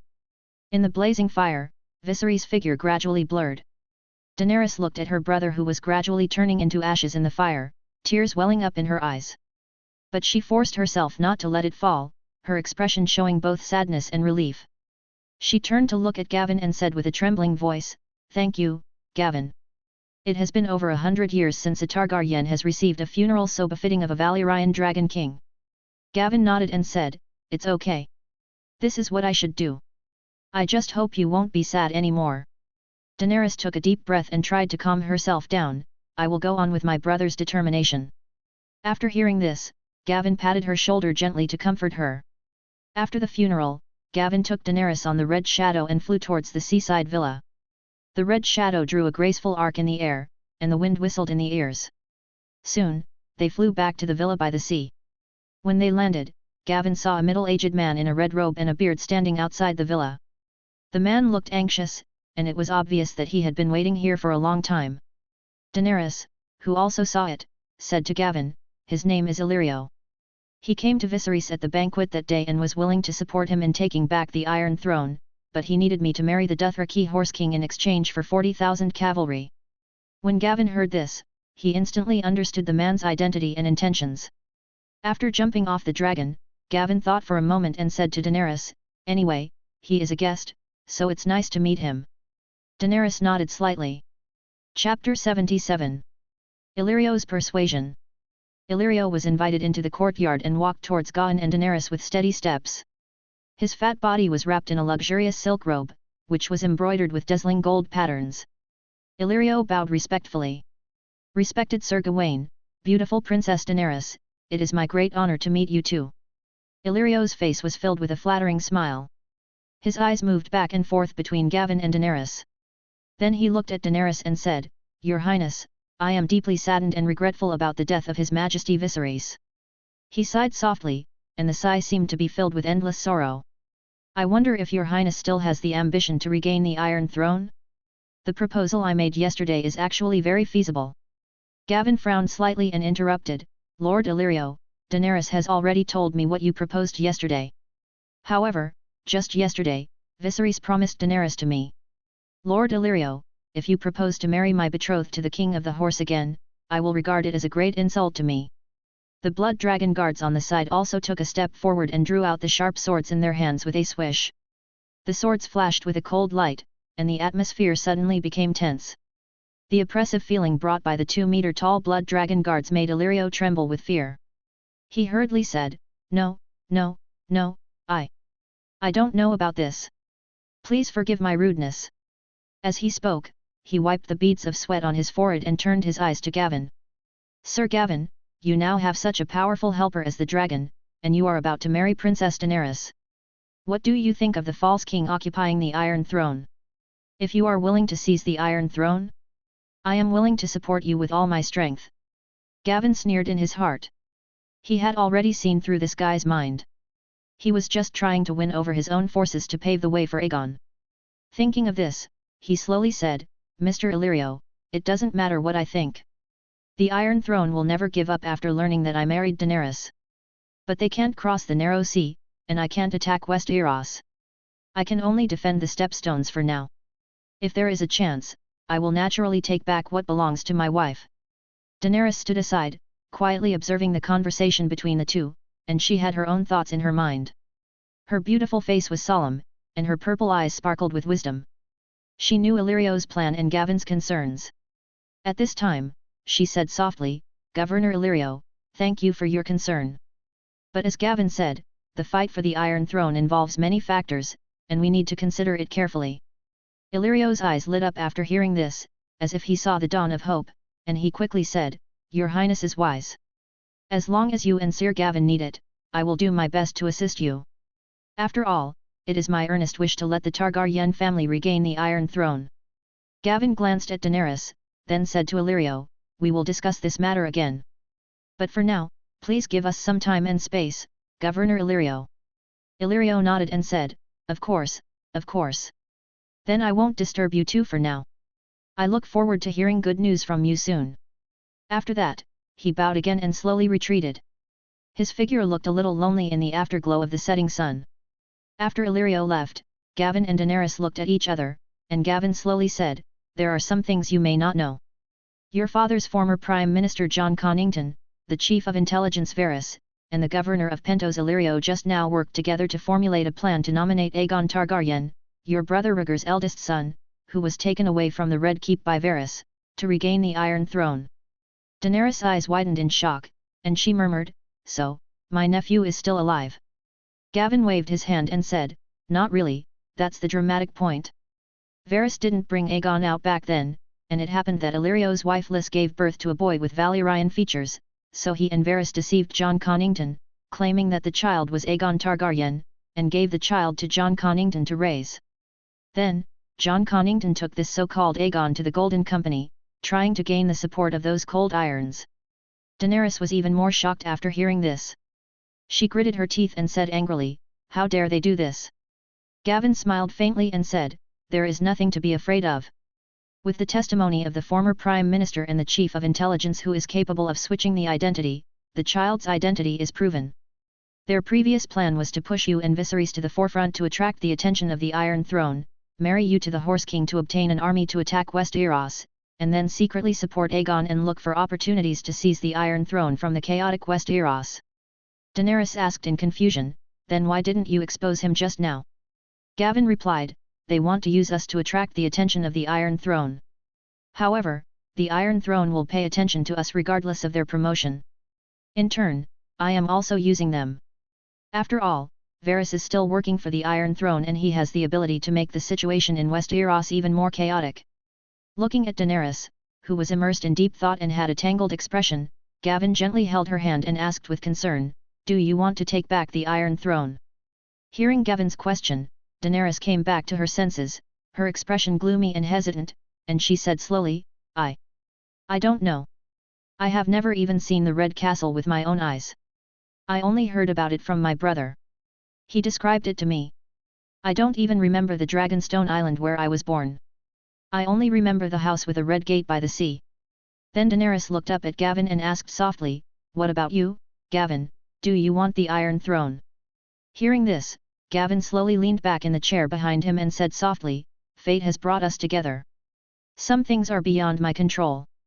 I remember someone once said, in the Game of Thrones, if you don't win, you will die. There is no middle ground. I guess the next time Robert sends an assassin, he might even target me. Gavin also understood that it was a bit too early for him to confront the Iron Throne with his current strength, but since he was facing it, there was nothing to be afraid of. Chapter 78. Moonsong Festival. Illyrio left the seaside villa in a hurry. His fat body seemed a little clumsy under the fast pace. He quickly took a carriage back to his residence. As soon as he entered the room, he walked to the desk impatiently, picked up the quill pen, dipped it in ink, and began to write a letter. Varys, my old friend. Our plan went terribly wrong. I failed to take Viserys and Daenerys away, and Viserys was killed by an assassin sent by Robert Baratheon. Before his death, he married Daenerys to Gawain Bellarese. I have confirmed that Gavin's dragon is more than 20 meters long, huge in size, and extremely powerful. In addition, I have tested the other party and found that he has a certain desire to seize the Iron Throne. I think we should change our plan and see how we can use them. We originally planned to use Daenerys to exchange for the Horse King's army, but now that we have exchanged it for a fleet, it is not impossible. However, Viserys is dead, and the next plan is a bit tricky. Your old friend Illyrio awaits your reply. After writing the letter, Illyrio blew away the wet ink, folded the letter carefully, and called his confidant to deliver the letter as quickly as possible. He sat in a chair, frowning, thinking over and over again about the possible developments in his mind. The morning sun shines on the land of Bravos. Gavin takes Daenerys to attend the Moonsinger celebration and visit the bustling Bravos. They slowly walk into the garden, where Blazing Shadow is sleeping soundly. Gavin walks up to him and gently strokes Blazing Shadow's scales. Daenerys asked curiously, Gavin, are we going to ride on dragons? Gavin smiled and replied, if we ride on dragons, I'm afraid there won't be much to watch. Then, Gavin solemnly told Daenerys briefly about the possible appearance of the Faceless Men. After hearing Gavin's explanation, Daenerys looked worried and said, Gavin, why don't we not go? It's too dangerous. I have lost everything. Now I only have you. Gavin patted her head and said, don't worry, believe in my strength. This is also an opportunity. Maybe we can lure out the Faceless Man. It's better than being on guard against him all the time. Also, let me show you Blazing Shadow's ability. Daenerys thought of the blazing shadow that rushed out of Gavin's palm that day, and immediately asked curiously, Gavin, hey? Are you talking about the magic that turns the blazing shadow into flames? Gavin smiled and said, this is not magic, this is the ability of the blazing shadow. Then, as if sensing Gavin's intentions, the sleeping Jiaying slowly woke up and turned to look at the two people beside him. Then Gavin gave an order to Jiaying, take off into the air and bathe in fire. After hearing this, Jiaying stood up, shook his head, spread his wings, pushed off the ground hard and flew into the air, then turned into a ball of fire and rushed towards Gavin. Under Daenerys's admiring and obsessed eyes, the blazing shadow successfully merged into Gavin's body. Daenerys asked excitedly, Gavin, can I learn this ability in the future? When she learned last night that Gavin had 11 dragon eggs, the desire for dragons in her blood could no longer be suppressed. Gavin first thought about it and thought that it seemed to require the ability of a pyromancer. Then he thought of Daenerys' unburnt system and guessed that it might work, but the dragons must be included in the ruling to advance. Will the dragons in the ruling still be loyal to others? Gavin, who was not sure for the time being, then said, I'm not sure, but I can try. Gavin walked with Daenerys and 8 majestic senior blood dragon guards in the bustling streets of Bravos. Gavin was dressed in gorgeous clothes and had an exquisite sword on his waist. He looked focused and alert, and his eyes swept through the bustling crowd from time to time, trying to catch any signs of abnormality. Daenerys was wearing a lavender dress. Her beautiful face was filled with curiosity and excitement. She stopped from time to time to look at the new things on the street. 8 blood dragon guards closely surrounded Gavin and Daenerys. They were tall, and their armor shone coldly in the sun. Their red eyes were as sharp as eagles, always paying attention to the surrounding movements. Merchants on the street shouted enthusiastically, selling all kinds of exquisite handicrafts and delicious food. Children ran by with laughter. The cheerful music of the musicians intertwined with the laughter of the people, forming a sea of joy. Gavin whispered to Daenerys, "My dear, follow me carefully. Maybe the faceless man is hiding in this crowd." Daenerys nodded slightly, and her hand unconsciously grasped Gavin's sleeve. They moved forward slowly, and Gavin secretly hoped that this trip would lead to the mysterious faceless man hiding in the dark. Before they knew it, Gavin and his companions arrived at the Isle of the Gods area of Braavos, where numerous temples were scattered around in an orderly manner. The most spectacular of these is the Temple of the Moon Singers. This temple is a magnificent palace of snow-white marble, with a large silver dome and opalescent glass windows showing different states of the moon. A pair of tall marble maidens stand by each door, gracefully supporting the crescent-shaped door beams. The history of this Moonsinger temple dates back a long time. At that time, there was a group of nomadic people called Jugsnay on the continent of Essos. In their tribe, there were Haha who was responsible for fighting, and Moonsingers who were responsible for prayer, healing, judgment and other internal affairs. Moonsingers were usually women. The Moonsingers played a crucial role in the origin story of Braavos, when a shipload of slaves being transported from Sothorios to the Valyrian freehold rebelled, and a group of slave girls from the Jogsny Plains took control of the slave ship and decided to sail north. These slave girls were the Moonsingers. They predicted that behind the pine-covered hills and sea reefs, there was an atoll. There was fog all year round, which could block the eyes of the Dragon King flying overhead. It was an ideal refuge for everyone. Eventually, their prophecy came true and the slaves successfully found this safe place and founded Braavos. In order to commemorate the achievements of the Moonsinger, people built the largest temple in the city, the Temple of the Moonsinger. It is not only a tribute and gratitude to the Moonsingers, but also an important symbol of Braavos' history. Around the Temple of the Moonsingers, you can also see other temples of different styles. For example, the Red Stone Temple of the Lord of Light stood on an island where the Canal of Heroes met the Long Channel, connected to the rest of Braavos by a great bridge. Atop a huge square tower was an iron brazier 20 feet in diameter, in which a great flame burned, and there were smaller fires on either side of the temple's bronze doors. Chapter 79. Red Temple. In addition to these two temples, there may be temples dedicated to other gods. Some of these temples are solemn and majestic, while others are mysterious and quiet. Together, they constitute the unique religious landscape of Braavos. Gavin and Daenerys strolled along the paths between the temples, feeling the strong religious atmosphere here. Just then, a red-robed monk in a bright red robe with a hood hanging low walked towards them with steady steps. The red-robed monk stopped a few steps away from them, bowed slightly respectfully, folded his hands in front of his chest, and spoke with a tone full of respect and piety. "Respected Dragon King of Valyria, an honorable lady, the High Priest of my temple sent me here with sincerity to invite you two to enter the Red Temple for a chat." Gavin and Daenerys looked at each other, with a hint of surprise and hesitation in their eyes. Daenerys frowned slightly and looked at Gavin, as if waiting for his decision. Gavin pondered for a moment, then nodded politely to the priest and said, "Thanks to the High Priest's kind invitation, we are willing to go." An expression of gratitude immediately appeared on the priest's face. He turned sideways and made a gesture of invitation, "Please follow me, two distinguished guests." They followed the priest into the Red Temple. As soon as they entered the temple, a solemn and fiery atmosphere hit them. The walls of the temple were made of deep and bright red bricks and stones, and were carefully carved with mysterious symbols of fire and light, as if telling an ancient and sacred story. Tall stone pillars support the magnificent dome, and the stone pillars are wrapped with brilliant golden flame patterns, shining with mysterious light. Countless red candles were arranged in an orderly manner around, and the flickering candle light intertwined into a warm and hazy scene. The red-robed monk at the side introduced to them, "This red temple is dedicated to the great Lord of Light, our healer. The Lord of Light possesses endless power. His flame can illuminate darkness and bring hope and strength." Daenerys remembered the various legends about the red monks in the outside world, and couldn't help asking, "It is said that the red monks can control fire. Is this true?" The red-robed monk nodded. "Flame is a symbol of the power of the King of Light. Under certain circumstances, we can use the power of the King of Light to control the flame. But this is not for showing off, but to realize the will of the King of Light." They walked slowly along a corridor covered with a gorgeous red carpet, on which was embroidered the majestic and eye-catching emblem of the Lord of Light. Finally we arrived at the main hall. In the center of a huge brazier, blazing flames shot up, and scorching heat waves rolled, filling the entire space with an awe-inspiring temperature. The high priest stood quietly in front of the brazier. He was tall and majestic, and his face under the hood flickered in the light of the fire, adding a bit of mystery.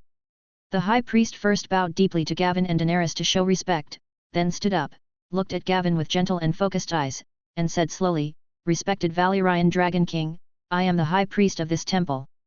My name is Bensos. Have you heard of the prophecy about Azor Ahai?"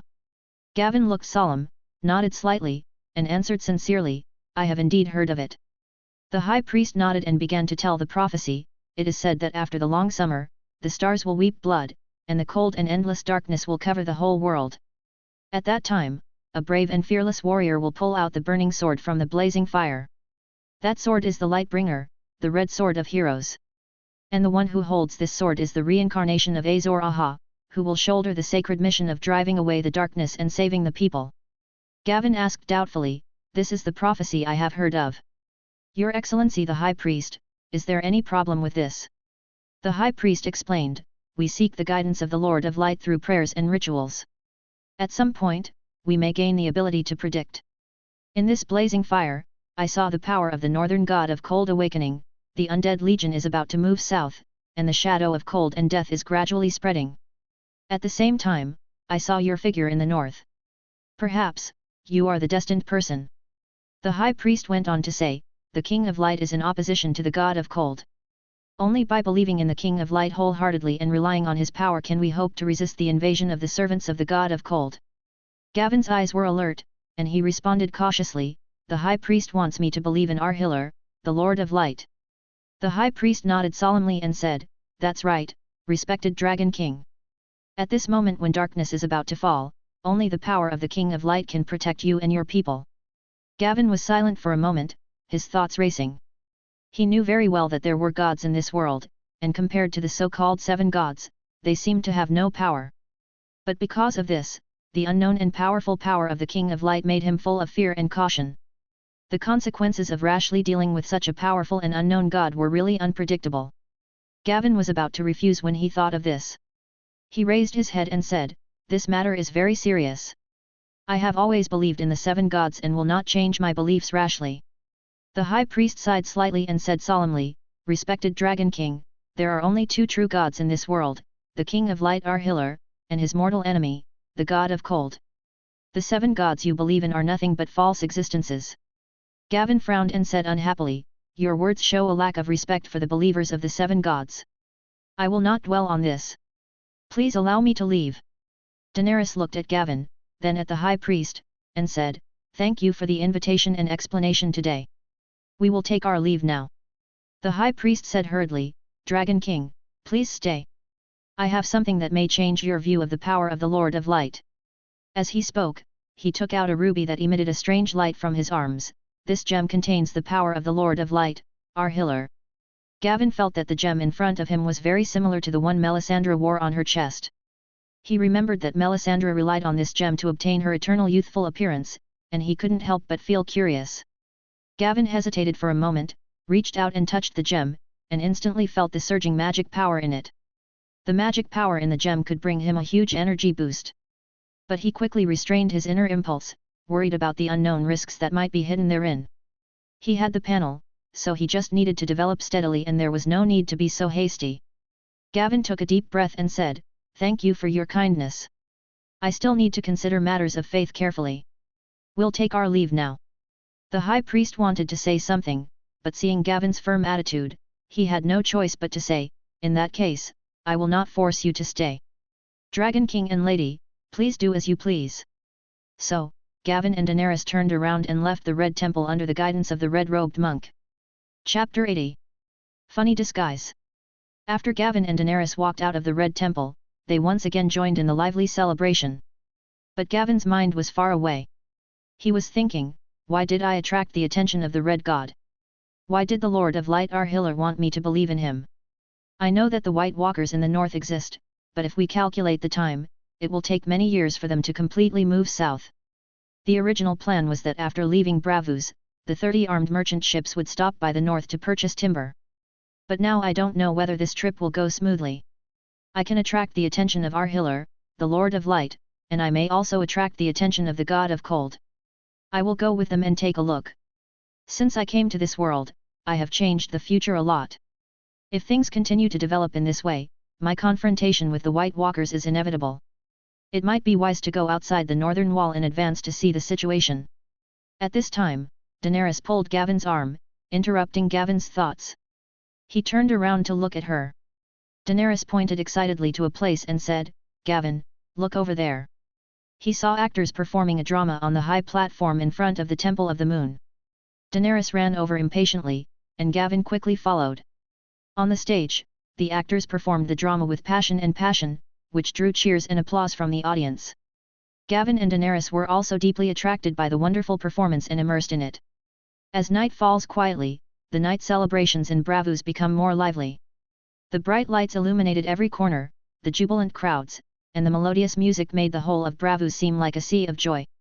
Gavin and Daenerys enjoyed it all to the fullest and strolled around for a long time without getting tired. It was not until Daenerys panted and said, "Gavin, I'm a little tired."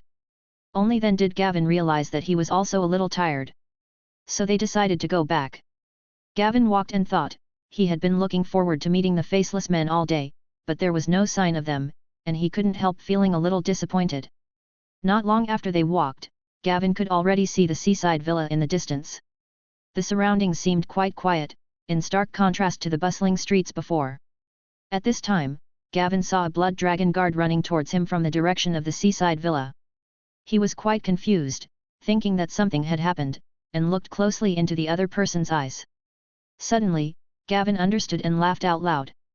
He never expected that the faceless man would approach him disguised as a blood dragon guard.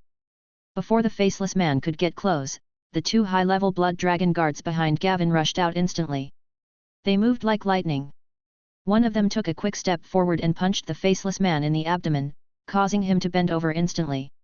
Another quickly grabbed the faceless man's arm, twisted it hard, and kicked the faceless man's knees at the same time, and in a few strokes, the faceless man was controlled to the ground.